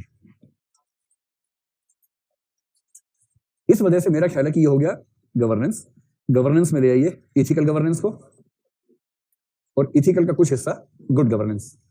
गुड गवर्नेंस वो है जो इथिकल तो है ही, साथ में स्मार्टनेस भी उसके अंदर है। तो मतलब मैं जो सोच पा रहा हूँ, मेरे हिसाब से तो ऐसा संबंध बनेगा, ठीक है। और सबसे मजे की बात है कि परीक्षा के कॉपी चेक करता है ना, उतना दिमाग लगाता नहीं है, वो ह्यूरिस्टिक प्रोसेसिंग में चलता रहता है। उसे गोला सुंदर दिखता है, वाह क्या गोला बनाया, वाह अद्भुत। जब तक कि एकदम बेसिक पैर की बात नहीं लिख देंगे आप, तब तक वो परेशान नहीं होगा। अगर बात लॉजिकली ठीक ठाक लग रही होगी ना, तो वो एक्सेप्ट कर लेगा और धूमधाम से आगे बढ़ेगा। शासन में से कुछ ऐसा है जो इथिकल है, इथिकल में से कुछ ऐसा है जो गुड भी है। इथिकल में से कुछ हिस्सा है जिसको गुड मानेंगे, लेकिन गुड में तो सारा हिस्सा इथिकल का होगा। समझो, गुड गवर्नेंस जितना भी हिस्सा हमने देखा वो अपनी प्रकृति में इथिकल भी है। अरे भाई उसी से तो बन रहा है वो, समझो इस बात को। इस चित्र का मतलब है कि इथिकल गवर्नेंस ऐसी हो सकती है जो गुड ना हो, पर गुड गवर्नेंस ऐसी नहीं हो सकती जो इथिकल ना हो। अगर आप इसको उल्टा कर देंगे तो इथिकल के अंदर गुड किया हमने, इसका मतलब इथिकल का थोड़ा सा हिस्सा ऐसा है जो गुड नहीं है। अगर इसको गुड कर देंगे तो गुड गवर्नेंस का कुछ हिस्सा ऐसा मानना पड़ेगा जो इथिकल नहीं है। सारे मच्छर चूहे हैं, कुछ चूहे। अरे छोड़ो ना यार, इतना क्या दिमाग लगाते हो? मतलब मैं अपने पूरे होशोहवास से मान रहा हूँ कि सही है, इसको है ना, भरोसा कर लीजिए। तो मेरी समझ में अभी भी अगर आप इसको ठीक मान रहे हैं तो उसके बेस पे चित्र बनेगा, ठीक वही बनाइए। और मैं दावे से कह रहा हूँ परीक्षक इतना दिमाग लगाई नहीं कौन सा गोला कहाँ आना चाहिए, वो 3 गोले देख के मस्त हो जाएगा कि वाह क्या गोले बनाए हैं, ठीक है। बहुत टेंशन मत लीजिए आप। तो शासन, सुशासन और नैतिक शासन शब्दों से आप क्या समझते समझा देंगे, ठीक। अगला, द्वितीय प्रशासनिक सुधार आयोग द्वारा अनुशंसित लोक सेवा संहिता यानी पब्लिक सर्विसेज कोड की विवेचना कीजिए। ये असल में एथिक्स का जो कोड है ना, आप जो 7-8 एथिकल वैल्यूज हैं, कौन सी, इंटेग्रिटी, ऑनेस्टी, है ना, वो सब उनका नाम लिखिए, उन्हें सबको लिखिए। या नोलान कमेटी की जो थी ना 7 चीजें, उनको बेस बना लीजिए बेशक, ठीक है। ये कोड ऑफ कंडक्ट नहीं है, कोड ऑफ एथिक्स, ध्यान रखिएगा, जो वैल्यूज हैं उनकी बात लिखनी है। तो 5-7 बढ़िया वैल्यूज लिखिए कि ये सब उसने अनुशंसित की हैं। भ्रष्टाचार, सरकारी राजकोष का दुरुपयोग, प्रशासनिक अदक्षता एवं राष्ट्रीय विकास के मार्ग में बाधा उत्पन्न करता है। कौटिल्य के विचारों की विवेचना कीजिए। ये कौटिल्य के हों या नरेंद्र मोदी, उससे क्या फर्क पड़ता है? विचार अगर ठीक है तो उसकी व्याख्या कर दीजिए, है ना। अब जैसे कौटिल्य नाम आ गया तो थोड़ा आतंक पैदा करने के लिए कौटिल्य ने अपने अर्थशास्त्र नामक पुस्तक में राज्य के सप्तांग सिद्धांत के अंतर्गत यह विचार दिया है, दबाव बनाने के लिए, आपको पता है। और उसके बाद बताना वही है जो पूछा है आपसे, ठीक है। तो 3 प्रश्न है दरअसल। पहला, भ्रष्टाचार से सरकारी राजकोष का दुरुपयोग होता है, ये बात आप समझा पाएंगे? इसमें राजीव गांधी का कथन ले आइएगा। 1 रुपया निकलता है, कितना पहुंचता है? 15 बोला था आपके नोट्स में, 10 हो गया है, 5 और कम हो गया आपके नोट्स में। 15 पैसे बोला था उन्होंने शायद, है ना, मेरे ख्याल में 15 पैसे की बात कही थी। इसका मतलब क्या हुआ? बाकी सारा का सारा क्या हुआ? सरकारी राजकोष का जो पैसा था वो खर्च हो गया गलत चीजों में, जबकि डेवलपमेंटल चीजों में होना चाहिए था। दूसरा, प्रशासनिक अदक्षता। इसका मतलब ये हुआ कि प्रशासन में जो लोग चुने गए थे काम करने के लिए, अगर वो व्यक्तिगत लाभ के बेस पर काम करते हैं तो इसका मतलब क्या हुआ? एक तो वो सबका काम करेंगे नहीं, हर व्यक्ति से कुछ अतिरिक्त अपेक्षा रखेंगे, और इसका मतलब एडमिनिस्ट्रेशन जो है अपने आप में इनएफिशिएंट है, काम नहीं करता है, सबको परेशान करता है। ये बात समझाइए, हर एक का एग्जाम्पल लेकर समझाइएगा कि जब वही कर्मचारी वेतन लेने के बावजूद हर व्यक्ति से अलग पैसे चाहेगा, तो जो व्यक्ति पैसे नहीं दे पाएगा, नहीं देना चाहेगा, उसे काम नहीं होंगे, और इसलिए उसके लिए प्रशासन अदक्ष है, काम नहीं करता है। और तीसरा है राष्ट्रीय विकास के मार्ग में बाधा। राष्ट्रीय विकास के दोनों मतलब होते हैं। एक मतलब होता है डेवलपमेंट, जैसे इंफ्रा की डेवलपमेंट है, रेलगाड़ी, हवाई जहाज, ये सब चीजें बन रही हैं। इसमें कैसे बाधा पैदा करता है? इसमें बाधा पैदा होती है कि फंड खा गया बीच में, तो कम चीजें बन पाएंगी, सड़कें कम बनेंगी। दूसरा जो होता है डेवलपमेंट, उसका मतलब है सोशल इंक्लूसिव डेवलपमेंट। और इंक्लूसिव डेवलपमेंट का मतलब है कि समाज के वंचित वर्गों को मुख्य धारा में लाना। यदि उसमें बीच में पैसा खा जाए, तो जो पैसा समाज के मुख्य धारा में आने में खर्च होना था, वो पैसा तो कुछ लोगों की जेब में चला गया। इसका मतलब डेवलपमेंट के दोनों अर्थों में ये नुकसान हो जाता है। कर देंगे व्याख्या। अगला, उपयुक्त उदाहरणों सहित सदाचार संहिता और आचार संहिता के बीच विभेदन कीजिए। वाह, कोड ऑफ एथिक्स के लिए सदाचार संहिता है और कोड ऑफ कंडक्ट के लिए आचार संहिता है। ठीक है, तो ठीक है, नैतिक संहिता और आचरण संहिता, क्या अंतर है? इनमें से कौन सी चीज मूल है और कौन सी उसके बेस पर है? कोड ऑफ एथिक्स आधारभूत है और उसके बेस पर बनता है कोड ऑफ कंडक्ट। वो मूल्य है, ये प्रतिमान है। इसमें बताया कि कैसी वैल्यूज होनी चाहिए, उसमें डूज और डोंट्स क्या क्या हैं वो बताया जाता है। एग्जांपल देके समझा दीजिएगा। फिर है सूचना का अधिकार अधिनियम केवल नागरिकों के सशक्तिकरण के बारे में ही नहीं है, अपितु यह आवश्यक रूप से जवाबदेही की संकल्पना को पुनः परिभाषित करता है। विवेचना कीजिए, पुनः परिभाषित करता है जवाबदेही की संकल्पना को। क्या मतलब इसका हो सकता है? भाई पहला हिस्सा तो है कि नागरिक सशक्त हो गए, वो तो है ही। अब दूसरा लाइन उस पर लिखेंगे इससे नागरिक अत्यंत सशक्त हो गए हैं, ये हो गया है, वो हो गया है, और एक धारा का जिक्र कर देना। उदाहरण के लिए धारा, इसमें कुछ पेनल्टीज का जिक्र है, और कोई एक दो धारा है जिससे आप बता सके कि नागरिक कितना शक्तिशाली से हो गया है। उस एक्ट में कौन सी ऐसी धारा थी जो नागरिकों को बहुत सशक्त बनाती है? सबसे महत्वपूर्ण, अगर मैं ठीक कहना चाहूँ तो 2H थी ना वो धारा, जो कहती थी कि किसी व्यक्ति को सूचना मांगने के लिए ना डिटेल्स देने की जरूरत है, ना कारण बताने की जरूरत है। बिना डिटेल्स और बिना कारण बताए सरकार से कोई भी सूचना मांगने का अधिकार बहुत बड़ा अधिकार है। इससे भारत का प्रत्येक नागरिक सशक्त हुआ है, सीधी सी बात है, सशक्त हुआ है। और सबसे बड़ी बात है कि एनजीओ सशक्त हो गई है। देखिए, हर आदमी इतनी हिम्मत नहीं कर सकता। आपके गांव में अगर मान लीजिए भ्रष्टाचार हो भी रहा है, आपके गांव में जो लोग भ्रष्टाचार से नुकसान में हैं, जिनके लिए कुछ कुआं खुदना था और कुआं कागजों में खुद गया, उनको पता भी लग जाए और यदि वो सूचना के अधिकार में चिट्ठी भेज दें, तो लोग उनको इतना पीटेंगे कि कोई हिम्मत नहीं करेगा उसके बाद। जैसे ही आपने कह दिया कि आपको नाम पता बताना ही नहीं है और आपको कारण भी नहीं बताना है, इसका मतलब सीधा ये होता है, एक शब्द लोकस स्टैंडाई। लोकस स्टैंडाई का मतलब होता है कि जो पीड़ित है वो अदालत में जाएगा। और पब्लिक इंटरेस्ट लिटिगेशन का मूल विचार है कि लोकस स्टैंडाई का विचार छोड़ दिया गया। इसका मतलब कोई दूसरा व्यक्ति किसी दूसरे व्यक्ति के बिहाफ पर अदालत में जा सकता है। पब्लिक इंटरेस्ट लिटिगेशन का इतना ही मतलब है कि पीड़ित कोई और है, वो नहीं जा सकता, पर मैं पीड़ित के बिहाफ पे अदालत जाऊंगा, उसके पक्ष में लड़ूंगा। और इसीलिए पैदा होते हैं कुछ ऐसे लोग जैसे HD शौरी, जैसे सुभाष चंद्र अग्रवाल, जैसे और कौन थे, मिस्टर मेहता कौन थे, MC मेहता। ये वो लोग हैं जो इन कानूनी प्रावधानों का सदुपयोग करके समाज के पक्ष में माहौल अच्छा करते हैं। अब क्योंकि राइट टू इन्फॉर्मेशन एक्ट में किसी व्यक्ति को अपना नाम और कारण बताने की जरूरत नहीं है, इसका मतलब किसी के बिहाफ पे कोई भी सवाल पूछ सकता है। किसी के गांव में कोई दिक्कत हो, ऐसी एनजीओज हैं कुछ, उन एनजीओज में ऐसे लोग हैं जो पिटने को तैयार है, मरने को तैयार है और काम करना चाहते हैं, और काम धूमधाम से करते हैं। और वैसे भी मान लीजिए उत्तर प्रदेश में किसी गांव की बात है और प्रश्न पूछने वाला कर्नाटक से पूछ रहा है, कर्नाटक से ईमेल किया उसने, या ईमेल आईडी से पता भी नहीं चल रहा मान लीजिए। अब अगर पता लग भी जाए कर्नाटक से किसी संस्था ने बेंगलोर से किया, तो वो लोग क्या कर लेंगे वहां जाके? यहाँ दबंग है ना, शहर के बाहर कहाँ दबंगई रह जाती है उसके बाद? दबंगई तो उस इलाके में होती है। इसका फायदा ये है कि उत्तर प्रदेश के गांव में समस्या हो, उत्तर प्रदेश की एनजीओ अपने बेंगलोर के साथियों को बोले कि चिट्ठी आप भेजो, अंडमान वालों को भेजे कि चिट्ठी आप भेजो अंडमान से। अब पता लगा चौथी लाठी लेके घूम रहे, किसने कहा, पता लगा अंडमान जाना पड़ेगा। नाव में बैठा 7 दिन बाद अंडमान पहुंचा, तो तब तक भोथरा हो गया रास्ते में बेचारा, क्या उसको मारेगा। और वहां तो पता है ये लाठी लगेगा, वहां इतनी बड़ी लाठियां उसको, ये फायदा है। तो पहली बात तो बताइए नागरिकों का सशक्तिकरण कैसे हुआ। दूसरा हिस्सा है ना, जवाबदेही की संकल्पना को पुनः परिभाषित करता है। इसका मतलब क्या है? पुनः परिभाषित का मतलब है कि पहले कैसी थी और अब अकाउंटेबिलिटी कैसी हो गई है। तो इसमें आपका अच्छा उत्तर क्या होगा? पहले और अब। जैसे फोटो नहीं आती 150 किलो का आदमी 40 का रह जाता है जब, जैसे अदनान सामी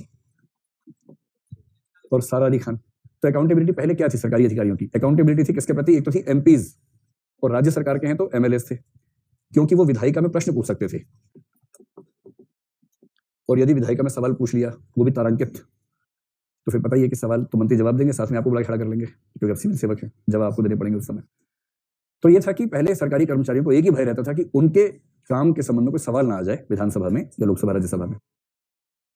एक तो ये अकाउंटेबिलिटी थी, और दूसरी अकाउंटेबिलिटी थी वरिष्ठ अधिकारियों के प्रति, कि कोई भी सीनियर पूछ सकता है ना, उनका सीनियर पूछ सकता है कि आपने ये डिस्क्रिप्शन ऐसे यूज कैसे की, मिसयूज कैसे की। लेकिन लोकतंत्र का सही मतलब क्या है? लोकतंत्र में सही मतलब है जनता, और पहली बार अधिकारी अकाउंटेबल हुए हैं जनता के प्रति, डायरेक्टली जनता के प्रति हुए हैं। तो जनता सवाल पूछती है और जनता की सवाल पूछने की क्षमता एग्जैक्टली उतनी है जितनी पहले विधायिका में सांसदों या विधायकों की थी, क्योंकि एक्ट में लिखा हुआ है, पर्सनल इंफॉर्मेशन का जिक्र जहां पर है कि कोई भी ऐसी सूचना देने से मना नहीं किया जाएगा जो सूचना संसद या राज्य विधानमंडल के मांगे जाने पर दी जा सकती है। एक भी ऐसी इंफॉर्मेशन जो लोकसभा, राज्यसभा या विधानसभा, विधान परिषद में मांगी जाने पर दी जाएगी वो राइट टू इन्फॉर्मेशन में भी दी जाएगी, ये एक्ट में लिखा हुआ है। और इसका मतलब अब जवाबदेही जनता के प्रति है। और ये कौन सा लोकतंत्र है? सहभागिता मूलक। सहभागिता मूलक आते किसका नाम चेप देना है? जॉन रॉल्स, मैकफरसन, उन सबका नाम लिखो। महात्मा गांधी का भी लिखिए, गांधी जी भी इस तरह की बात खूब करते थे जिसको वो स्वराज कहते थे, स्वराज। अभी अरविंद केजरीवाल ने भी किताब लिखी 10 साल पहले, 8-10 साल पहले, उसका नाम भी स्वराज ही है। तो इनका अपना मॉडल स्वराज का है। हालांकि शुरू में थोड़ा आइडियलिज्म ज्यादा था, फिर सरकार बड़ी समझ में आ गया वो सब नहीं चलेगा, फिर थोड़ा सा कम करके इन्होंने नया कंसेप्ट अपना डेवलप किया है। अगला सवाल अगर आप समझ गए तो इसका उत्तर लिख लेंगे। सवाल समझना ही चुनौती है। अच्छा कार्य करने में वह सब कुछ अनुमत होता है जिसको अभिव्यक्ति के द्वारा या स्पष्ट निहितार्थ के द्वारा निषिद्ध न किया गया हो। एक लोक सेवक द्वारा अपने कर्तव्यों का निर्वहन करने के संदर्भ में इस कथन का उपयुक्त उदाहरणों सहित परीक्षण कीजिए। ऐसा सवाल पढ़ने के बाद जो पहला भाव मन में आता है, हाथ कुछ लगा नहीं, है ना? ऐसा भाव आता है ना? तो फिर भी आप लोग जरा ध्यान से पढ़िए, घूर के देखिए इस प्रश्न को और बताइए कि इसका क्या जवाब, मतलब प्रश्न क्या है, जवाब तो बाद में हो जाएगा। आराम से सोचो, पहले 2 बार ध्यान से पढ़ो, एकदम सिंपल तरीके से बताओ क्या पूछना चाह रहा है।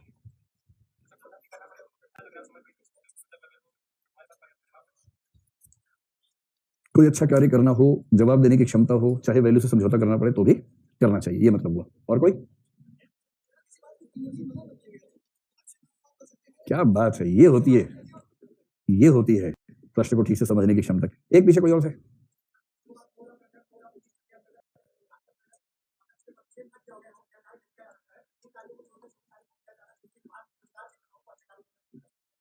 लगभग ठीक है, इनकी व्याख्या एकदम सटीक है, जिसके बाद कुछ कहने की बंजर कर दिया एकदम इन्होंने।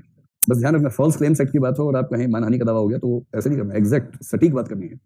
देखो, इस बात को, ऐसी बातों को लिखने का सबसे अच्छा तरीका डायग्राम के रूप में लिखिए। जैसे मान लीजिए कोई कानून है, ये बात आपको पहले बताई थी लेकिन इस भाषा में नहीं, अब जैसी वो बताएगी आपको समझ में आ जाएगा। कोई एक्ट है या रूल्स है, मान लीजिए किसी एक्ट में आपको बताया गया है कि आप क्या क्या कर सकते हैं, क्या नहीं कर सकते हैं।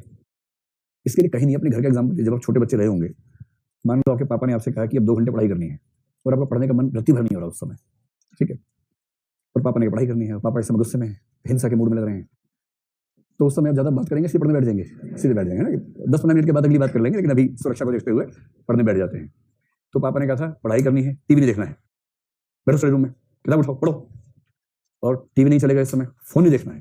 तो बच्चा बड़ा समझदार होता है, टीवी नहीं देखना है, फोन नहीं देखना है, स्टडी रूम में बैठना है, किताब हाथ में रखनी है। 4 तो वाक्य बोले, कौन सी किताब ये नहीं बताया, फंस गया बाप, फंस गया, कौन सी किताब ये तो बताया नहीं। और इसका मतलब कोई भी किताब, चाचा चौधरी, चंदा मामा, चंपक, चंपक देखिए आप लोगों ने पढ़ी चंपक।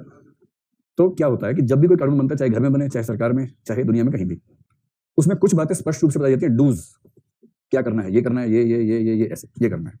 जैसे आप जिस भी स्कूल में पढ़ेंगे दीवारों पर लिखा होगा यह करें 1 2 3 4 5, और कुछ साफ लिखे होते डोंट्स, कि यह नहीं करना है, ये नहीं, ये नहीं, ये नहीं, ये नहीं, ये नहीं। तो कानून बनाने वाला जितना सोच पाता लिख देता है, पर जिसके ऊपर कानून लागू होता है वो मजबूरी में ज्यादा सोचता है। सीधी सी बात है, बनाने वाले की मजबूरी क्या है, जिसके ऊपर लागू हुआ वो ज्यादा सोचेगा, तो वो रास्ते निकालता है, कैसे मैं कोई रास्ता निकालूं। और कितना भी अच्छा कानून हो उसमें कुछ ना कुछ ग्रे एरिया छूट जाता है, इसको ग्रे एरिया मान लीजिए। कितना भी अच्छा कानून हो, ग्रे एरिया मतलब जहां स्पष्टता नहीं है, स्पष्ट रूप से कहा नहीं गया है। अब काम करने वाले अधिकारी क्या होते हैं, मतलब 2 तरह के अधिकारी आप मोटे ध्यान में रखिए। एक, जो कहा गया है सिर्फ उतना ही करेंगे, उसके आगे नहीं बढ़ेंगे, ये तो कंजर्वेटिव ऑफिसर्स, एकदम रूल से चलने वाले, नहीं कानून पुस्तिका में लिखा है, नियम पुस्तिका में लिखा हुआ है। और जो जांबाज टाइप के होते हैं ना, जांबाज अधिकारी, अधिकारी है लेकिन बेसिकली जांबाज थे, अधिकारी हैं तो सीमाएं तो हैं, उसके बाद भी अपना वो रूप दिखाते रहते हैं। वो क्या करते हैं, जितना मना किया है उतना नहीं करेंगे, बाकी सारा मैदान खुला हुआ है। क्योंकि उनका जवाब होगा क्योंकि ये मना नहीं किया गया है इसलिए ऐसा करना ठीक है। इनका क्या होता है, क्योंकि ये कहा गया है इसलिए सिर्फ ये किया गया है। बहुत कंजर्वेटिव अप्रोच से काम करने वाले लोग होते हैं। मैं जो समझाना चाह रहा था आप समझ गए पक्का? इसका मतलब किसी भी कानून तंत्र में, रूल्स में, रेगुलेशंस में कुछ बातें निश्चित रूप से कही जाती है कि करनी है, कुछ बातें निश्चित रूप से निषिद्ध होती है। जो लोग रोना रोते हैं कि यार सरकार में बड़ी लिमिटेशन है, कुछ करने को है ही नहीं, वो दरअसल इस पर ध्यान नहीं देते हैं। वो रोते रहते हैं इस बात को लेकर कि ये नहीं कर सकते, ये नहीं कर सकते, ये नहीं कर सकते, और जो बीच का खुला मैदान है उस पर ध्यान कम जाता है उनका। और जो खुला मैदान है, इस खुले मैदान को बोलते हैं डिस्क्रिशन या ग्रे एरिया। मैंने कहा था कि डिस्क्रिशन 2 तरह की होती है, एक वो डिस्कशन जो घोषित रूप से दी जाती है कि इस मामले में आपकी विवेकाधीन शक्ति ये है, ये अपनी चॉइस से आप कर सकते हैं, वो तो होती है डिस्कशन घोषित रूप में। कहीं कहीं डिस्कशन पैदा हो जाती है क्योंकि उस बारे में कुछ कहा नहीं गया होता, उसी को हम बोलते हैं कि वो ग्रे एरिया है, अस्पष्ट क्षेत्र है। और काम करने वाले लोग इस एरिया पर इतना काम कर देते हैं जैसी कोई सीमा नहीं। अब इस प्रश्न में आप शुरू में समझा देंगे, फिर इसके कुछ एग्जाम्पल मांगे हैं। इसका एग्जाम्पल क्या हो सकता है, बताएं इसका क्या एग्जाम्पल सोचते हैं आप? अब थीम अगर समझ गए तो एग्जाम्पल आपको देना चाहिए ना कोई। जैसे मान लीजिए कोई सरकारी योजना है और योजना में बताया गया है कि इस योजना का लाभ इस वर्ग को दे सकते हैं, इस वर्ग को दे सकते हैं, A B C D E F, इन वर्गों को देना है, और 1 2 3 4 5 6 7 इनको नहीं देना है बेनिफिट। तो नहीं देना है इन 7 को, देना है प्रमुख रूप से इन सबको। कई ऐसे लोग आएंगे जो सच में पीड़ित हैं किंतु इनमें नहीं आते हैं, इनमें भी नहीं आते हैं। वहां आप क्या करेंगे? इस ग्राउंड पर कि क्योंकि इस वर्ग के लिए मना नहीं किया गया है और क्योंकि लॉजिकली रीजन के हिसाब से, तर्क के हिसाब से जिस तरह से ये वर्ग वंचित हैं वो वर्ग भी वंचित हैं, और क्योंकि उनको मना नहीं किया गया है इसलिए मैं अपने विवेक से फैसला करता हूं कि इन्हें भी स्कीम का फायदा पहुंचा दिया जाए। ये चीज कि स्कीम का फायदा देना है, ये प्रमाण पत्र चाहिए, इन प्रमाण पत्रों को नहीं मानना है। और कोई व्यक्ति आया जिसके पास ये सारे नहीं है, कुछ ऐसे हैं जो इनसे अलग हैं, और आपने क्या लिखा? क्योंकि इन्होंने जो प्रमाण दिए वो निषेध सूची से अलग प्रमाण है और उन्हें देख के लगता है कि वो प्रामाणिक हैं, इस आधार पर मैंने फैसला किया कि इन्हें इस योजना में शामिल किया जाए। ये होता है विवेकाधीन शक्तियों को डेवलप करना, खींच लेना। समझ पा रहे बात को? अब ऐसे कुछ एग्जांपल अपने आसपास के जीवन से कुछ और बना लीजिएगा। थीम सब कोई भी योजना, उज्ज्वला हो, मैं उम्मीद करूं कि ऐसा कोई प्रश्न आएगा तो आप ठीक से एक्सप्लेन कर देंगे उसको। क्वेश्चन नंबर 12, लोक सेवक शब्द से आप क्या समझते हैं? लोक सेवक की प्रत्याशित भूमिका पर विचार कीजिए, बताइए। देखो इसमें ना एक बात और समझनी है, कभी कभी क्या होता है कि हमें किसी विषय पर जरूरत से ज्यादा पता होता है जबकि पूछने वाला उतना नहीं पूछ रहा होता है, ठीक है? और जैसे लोक सेवक की परिभाषा पर बड़ी लंबी चौड़ी कहानी में, लोक सेवक क्या होता है, इस एक्ट में ये होता है, भ्रष्टाचार एक्ट में ये होता है, किंतु एक सेंस में ये भी हो सकता है। सुप्रीम कोर्ट के इस निर्णय से प्राइवेट बैंक के डायरेक्टर्स भी लोक सेवक होते हैं, एनजीओ वाले भी लोक सेवक होते हैं, और एक सेंस में जो घर में महिला काम करती है, बच्चे को ठीक से पालती है, वो भी लोक सेवक मानी जानी चाहिए। हमने कहा था ना कि एक सेंस में तो वो भी तो लोक सेवक है, समाज की सेवा कर रही है।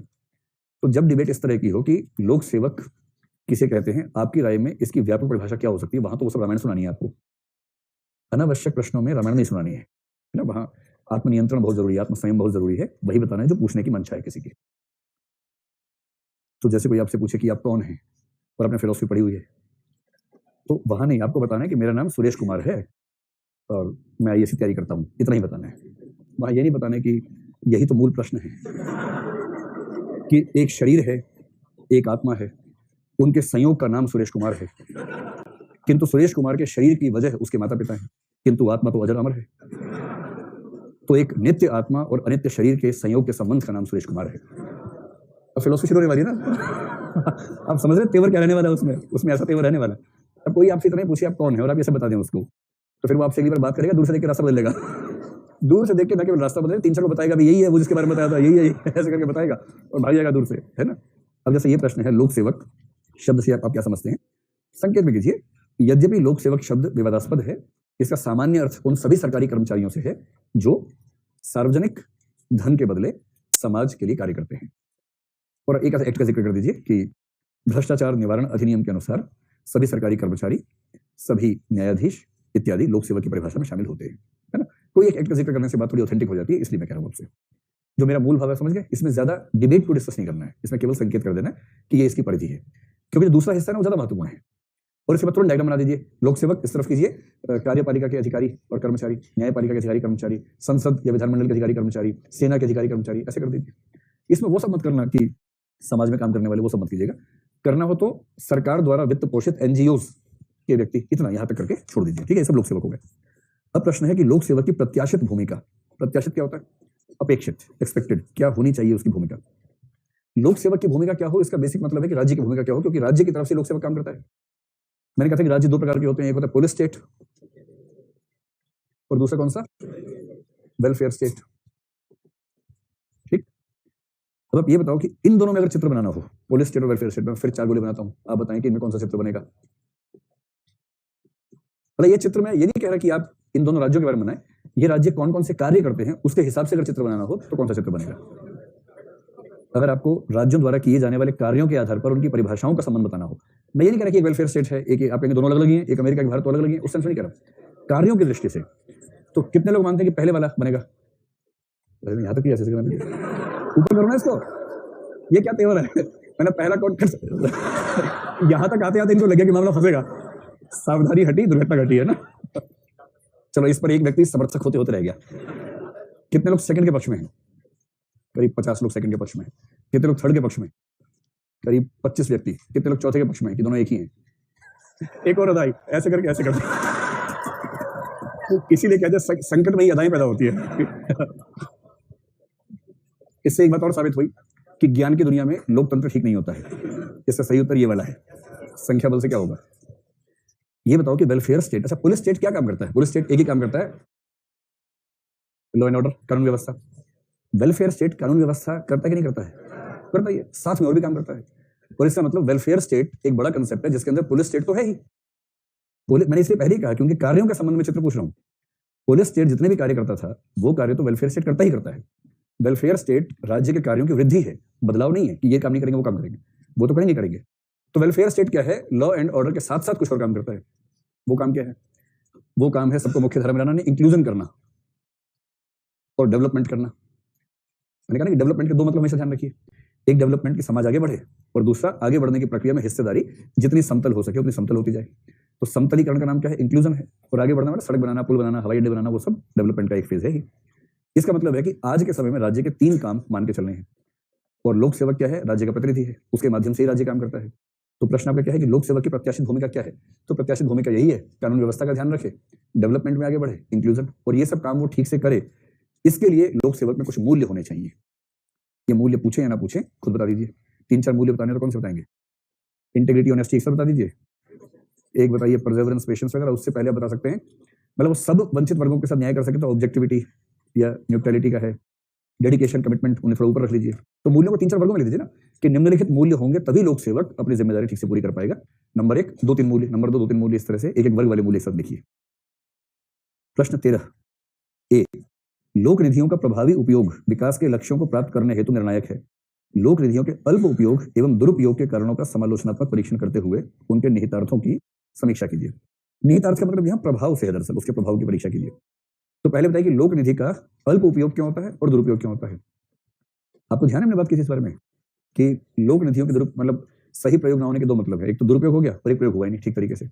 तो अल्प उपयोग की जो बड़ी वजह थी वो बड़ी वजह क्या थी? एक तो ये थी कि कॉम्प्लेक्स प्रोसीजर्स, कि फंड को रिलीज करवाने का प्रोसेस बड़ा मुश्किल होता है। संकेत में लिख लीजिए, अल्प उपयोग की बड़ी वजह है फंड को रिलीज करने की प्रक्रिया जटिल है। और कई बार लोग सोचते हैं इतना कॉम्प्लेक्स प्रोसेस क्यों इस चक्कर में पड़े, छोड़ो नहीं काम और तो नहीं हो रहा। तो एक तो ये वजह होती है अल्प उपयोग की। तो प्रोसीजर क्या है? कॉम्प्लेक्स है, स्लो है। दूसरा, अल्प उपयोग क्यों होता है? क्योंकि उसमें आरोप लगने की संभावनाएं रहती हैं और कई अधिकारी इस डर से कि आरोप न लग जाए करने से बचते हैं। दूसरा लिखिए, आरोप लगने की संभावनाएं। जैसी कोई खर्चे वाला काम किसी विभाग में आता ना, सब लोग बधाई देते हैं एक दूसरे को, बधाई हो, इतना बजट आ गया है। आया समाज के लिए है लेकिन लोग मान के चलते हैं कि इसमें इसका हिस्सा हुआ ही होगा, तो आरोप लग जाएगा, इस भय से कई लोग ऐसा काम करने से बचते हैं जिसमें फंड की इन्वॉल्वमेंट होती है। दूसरा ये है। तीसरा, पॉलिटिकल वेंडेटा हो सकता है, राजनीतिक दबाव। जो दूसरे वाला है ना उसके साथ ही जोड़ लीजिए, क्योंकि राजनीतिक दबाव उस तरह से आएगा ना कि एक दल ने, विपक्षी दल ने विरोध करना शुरू कर दिया, उसमें अधिकारी नब गए बहुत सारे, ये खतरा होता है। और क्या रीजन हो सकता है अल्प उपयोग का? Work culture. अल्प उपयोग से क्या लिंक बनेगा इसका? ठीक है, मतलब निकम्मेपन की संस्कृति यार छोड़ो, क्या करना है, अरे चलने दो, इस तरह का भाव हो सकता है। कुछ और? निर्भया फंड, मतलब एग्जाम्पल तो कुछ भी हो सकता है। एक तीसरा हो सकता है कभी कभी स्पष्ट दिशा निर्देशों का अभाव, कि एक फंड है पर वो फंड किस किस चीज में खर्च हो सकता है, किस में नहीं हो सकता, उसकी स्पेसिफिक डिटेलिंग सरकार ने अपने एम्प्लॉइज को प्रोवाइड नहीं करवाई। ये आमतौर पर नए फंड्स में होता है, जैसे बोले निर्भया फंड। अब निर्भया फंड का इस्तेमाल किस किस चीज में करना है, कहाँ नहीं करना है, ये क्लैरिटी कई बार नहीं होती है। और जब क्लैरिटी ना हो तो लोग डरते हैं कि मैं यूज कर लूं और बाद में मेरे ऊपर केस बन जाए, तो इस चीज से बचते हैं।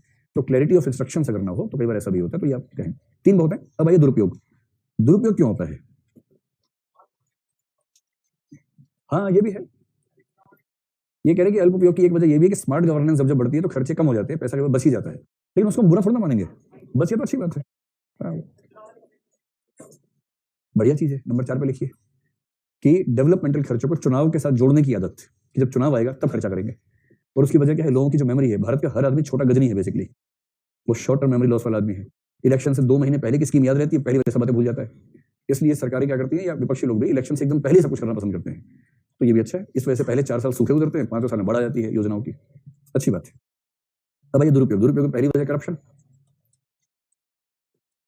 दूसरा बताइए कि दुरुपयोग की एक बड़ी वजह होती है मार्च का महीना, मार्च रश। तो इससे बताइएगा कंसेप्ट क्या है कि मार्च के महीने में अचानक सारा पैसा खर्च करने की जो होड़ लगती है, उसमें कुछ भी अनाप शनाप खरीदने का मामला आता है कि बस पैसा खर्च करो किसी तरह से, वरना पैसा चला जाएगा, फिर लौट के नहीं आएगा। तीसरा आप कह सकते हैं कि सरकारी विभागों में जो खरीद के नियम है, प्रोक्योरमेंट के जो नियम है, प्रोक्योरमेंट की पॉलिसी कई बार ऐसी होती है कि जैसे इतने टर्नओवर वाली संस्था को ही काम दिया जाएगा, और फिर कुछ ऐसी संस्थाएं सरकार क्या करती है, काम करवाती है, पेमेंट करती है 6 महीने बाद।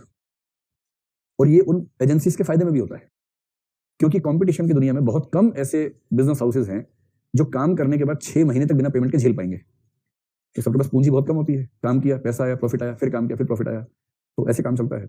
तो 10 दिन, 15 दिन, 1 महीना, 2 महीना, इतना मार्केट में नॉर्म है कि आपने किसी को सर्विसेज दे दी, गुड्स दे दिए, 2 महीने में पेमेंट आ जाएगी, तो वो सर्कुलेशन चलता रहता है। सरकार पेमेंट करती है लंबे समय के बाद, 4 महीने, 6 महीने, 8 महीने, इस तरह से। और इसका मतलब इस सिस्टम में कुछ बड़े जो पार्टीज हैं, बड़ी कंपनियां, वही टिक पाती हैं। इससे कंपटीशन बहुत कम हो जाता है। और कंपटीशन कम होने का मतलब क्या है, एक सिस्टम होता है जैसे 3 प्लेयर्स हैं, तीनों ने साठगांठ कर लिया आपस में, और जो रेट मार्केट में उससे 4 गुना रेट तीनों ने बराबर कोट कर दिया। ये वाला जो करप्शन होता है, तो आप बताएं प्रोक्योरमेंट के जो रूल्स हैं वो ऐसे हैं कि उसमें इस तरह के दुरुपयोग की संभावनाएं बहुत ज्यादा बढ़ जाती हैं। और चौथा वही जवाबदेही नहीं है। इस सरकारी ऑफिस में बिजली पंखे बंद नहीं होते, कोई ऑफिस में है नहीं है, मतलब हम अपने घर में होते हैं, रूम से बाहर निकलते पंखा ऑफ कर देते हैं क्योंकि बिल हमें देना है। अच्छा, दिल्ली में आजकल पंखा ऑफ करते हैं लोग क्योंकि बिजली फ्री हो गई है। अब तो विद्यार्थियों को बिजली फ्री मिलनी शुरू हो गई। अभी 3 महीने पहले इलेक्शन को नजदीक देख के अरविंद केजरीवाल ने एक स्कीम बनाई। क्या होता था कि किराएदार अगर मीटर लगवाए अपना, तो मकान मालिक घबरा जाता था कि कब्जा करने की प्रक्रिया शुरू हो गई है, कब्जा कर लेगा, इसके नाम पे डॉक्यूमेंट बनवा लेगा, फिर कब्जा कर लेगा घर पे। तो केजरीवाल समझ गया, वो बिजनेस कम्युनिटी से उसको पता है कि मकान मालिक का हित सुरक्षित रहेगा तो ठीक हो जाएगा। तो उससे एक नियम बनाया कि किराएदार लोग बिजली का मीटर लगवा सकते हैं अपने घर के अंदर, अगर एक कमरा है तो उस कमरे में लगवा लें मीटर, और हर मीटर पर 200 यूनिट फ्री है। अब एक ही घर में 4 मीटर लग गए, चारों फ्री 200 यूनिट। अच्छा, मकान मालिक घबरा जाते हैं, तो उसने क्या कहा कि नहीं, ध्यान रखना, ये जो मीटर होगा, इस मीटर के ऊपर एक स्टिकर छपा होगा कि किराएदार का मीटर, और इस मीटर के आधार पर कोई भी व्यक्ति अपने स्थायी निवास का दावा नहीं कर सकेगा।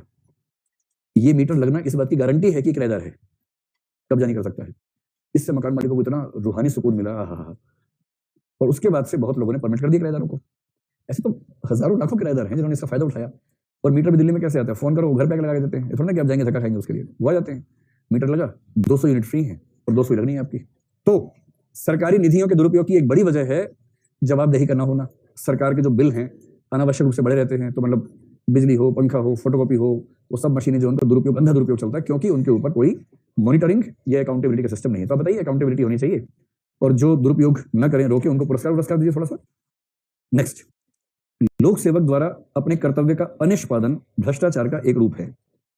अनिष्पादन क्या हो सकता है? Non performance. नहीं, नॉन परफॉर्मेंस का मतलब क्या है? इसके 2 मतलब हो सकते हैं। एक हो सकता है कार्य न करना, एक हो सकता है कार्य उतना अच्छे तरीके से न करना जितना करना चाहिए था। यहां किस सेंस में है, पहला या दूसरा? नहीं, पहला सेंस है। नॉन परफॉर्मेंस ऑफ ड्यूटी का सामान्य मतलब है जो ड्यूटी थी आपने पूरी नहीं की। क्वालिटी के सेंस में नहीं है कि क्वालिटेटिवली आपने शानदार काम नहीं किया, उस सेंस में नहीं है। आपको जो काम करना चाहिए था आपने नहीं किया, इस सेंस में ज्यादा है।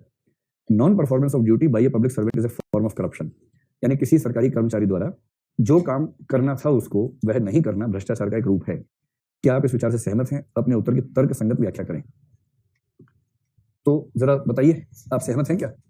जो भ्रष्टाचार की परिभाषा हमने शुरू में लिखी थी, एक बनाई थी, वो परिभाषा क्या थी? उस परिभाषा के 2 एलिमेंट्स थे। अगर करप्शन की परिभाषा देखें, उसके एलिमेंट्स केवल 2 थे, बाकी तो बड़े लंबे लंबे थे।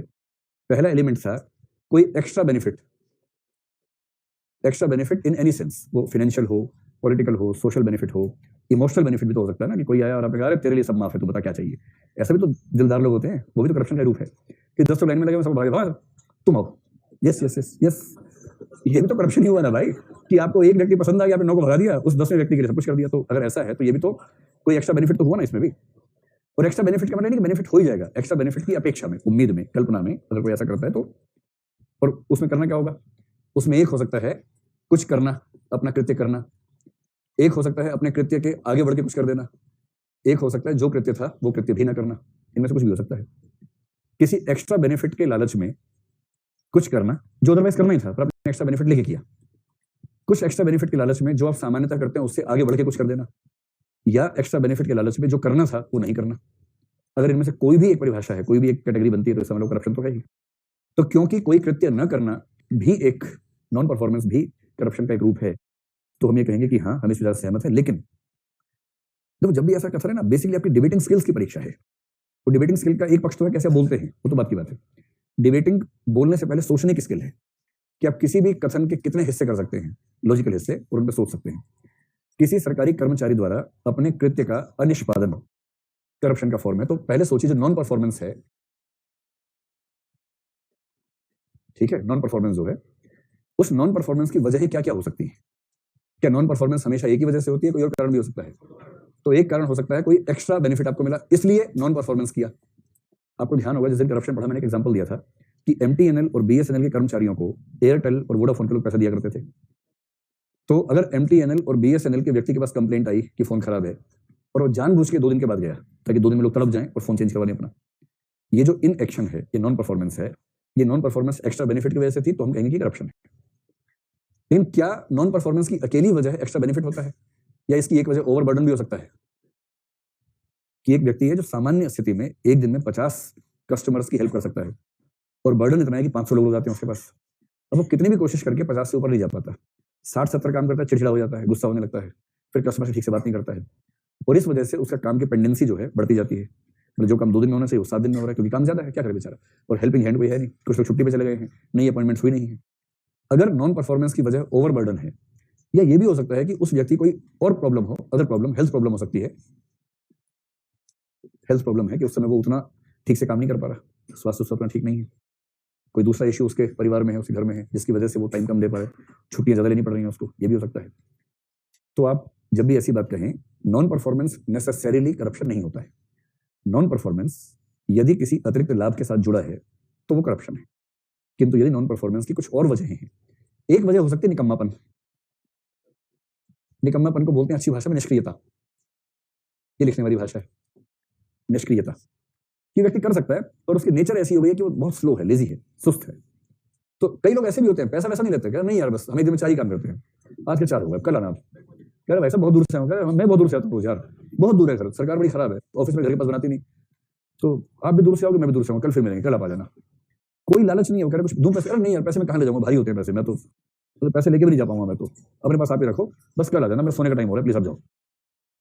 ऐसा व्यक्ति मतलब सुस्त है, निष्क्रिय है, या सही बात है कुछ लोग ऑफिस में दबंग टाइप के होते हैं, काम नहीं करना चाहते हैं, और इसकी एक वजह हो सकती है वर्क कल्चर।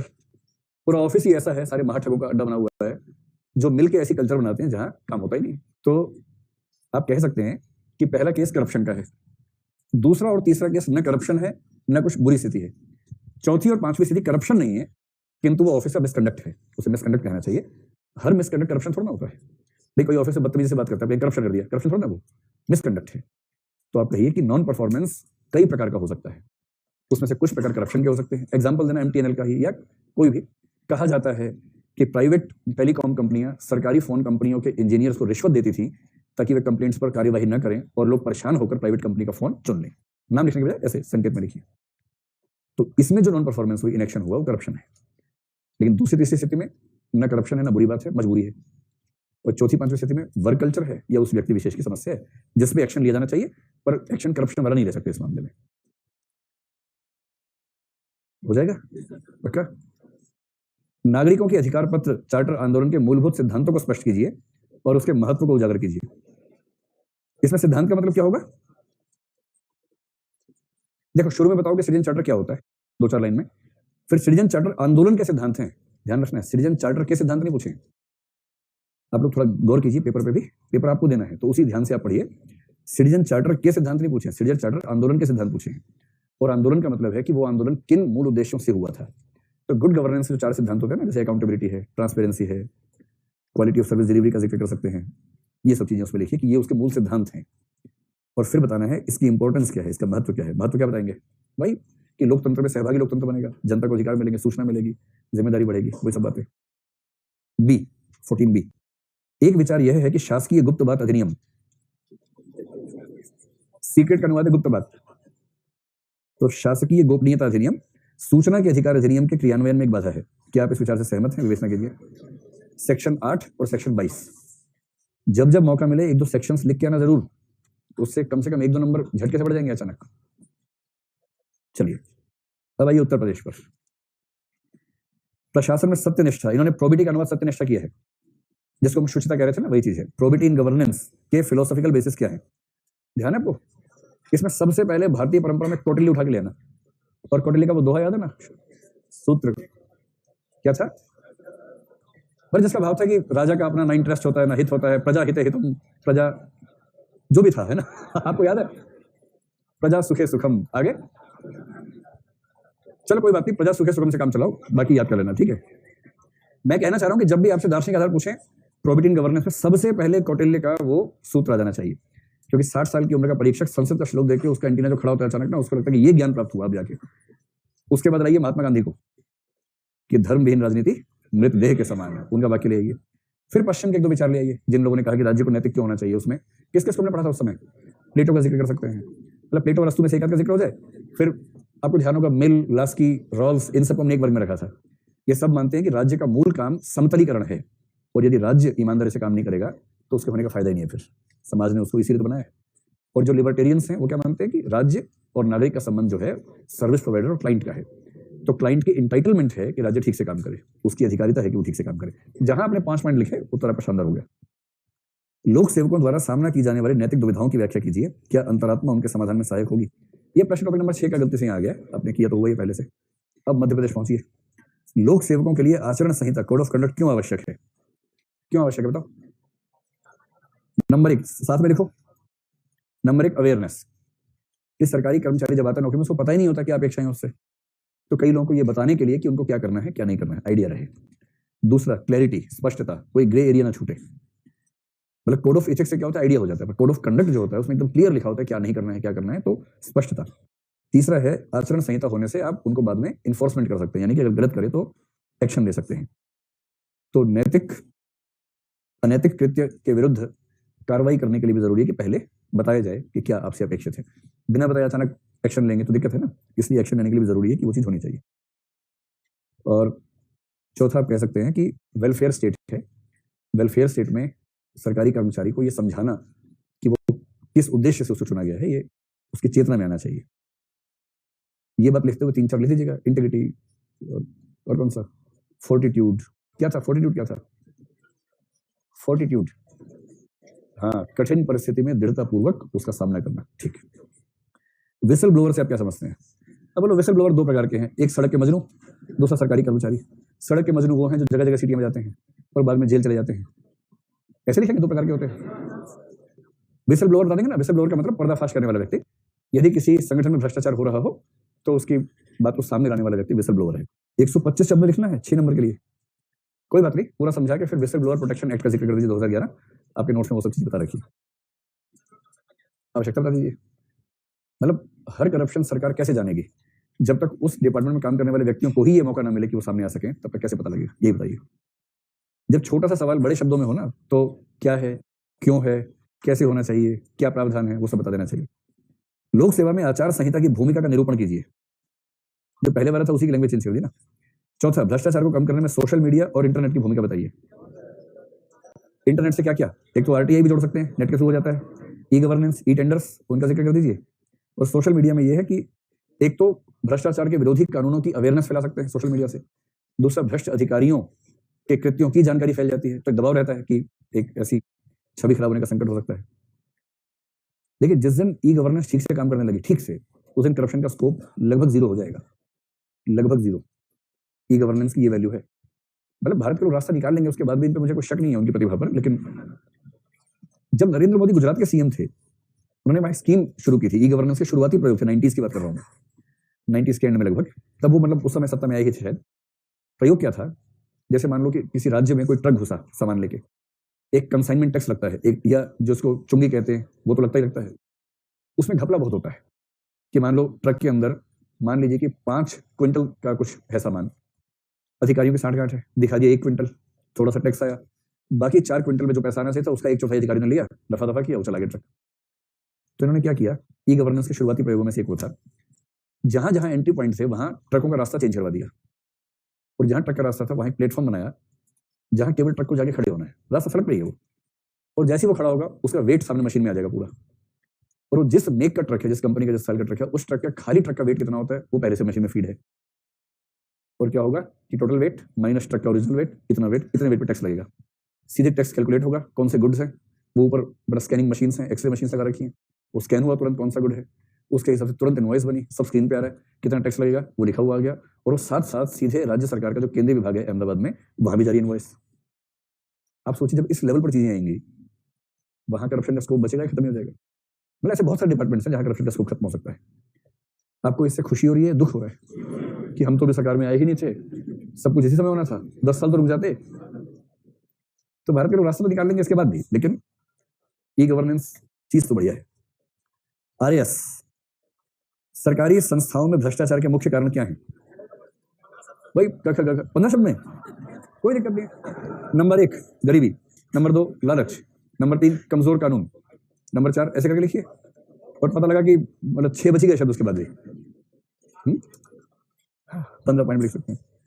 यदि आपको भारतीय लोक सेवकों के लिए नैतिक आधार संहिता वाह निर्मित करने के लिए कहा जाए, कोड ऑफ एथिक्स है, तो आप किन 5 सिद्धांतों को प्राथमिकता प्रदान करेंगे? 5 सिद्धांत, 5 नंबर। नंबर 1 पर क्या रखेंगे? नंबर 1 पर इंटीग्रिटी, हमेशा इंटीग्रिटी। नंबर 2 डेडिकेशन या कमिटमेंट को ये कर लीजिए। नंबर 3 पे वस्तुनिष्ठता कर लीजिए। सेवा भावना, उसको मतलब कमिटमेंट, डेडिकेशन, सेवा भावना उनको एक साथ कर लीजिए। फिर ऑब्जेक्टिव हो गया, ऑब्जेक्टिविटी, अकाउंटेबिलिटी कर लीजिए, और एक उसमें भी लीजिए परसेवरेंस या परसिस्टेंस, उनमें से कोई एक वैल्यू। 5वां प्रशासनिक संस्कृति से आपका क्या अभिप्राय है? 3रा सॉरी 2 नंबर का है, 15 शब्द। क्या था, मैंने आपसे कहा था कि वर्क कल्चर का दूसरा नाम क्या है, भूल गए? जिस दिन वर्क कल्चर पढ़ा था मैंने उसके कई नाम बताए थे, कॉर्पोरेट कल्चर, एडमिनिस्ट्रेटिव कल्चर। तो एडमिनिस्ट्रेशन में वर्क कल्चर को ही एडमिनिस्ट्रेटिव कल्चर कहते हैं। तो क्या लिखेंगे? प्रशासन के भीतर मूल्य, नियम आदि से बनने वाला वातावरण प्रशासनिक संस्कृति कहलाता है।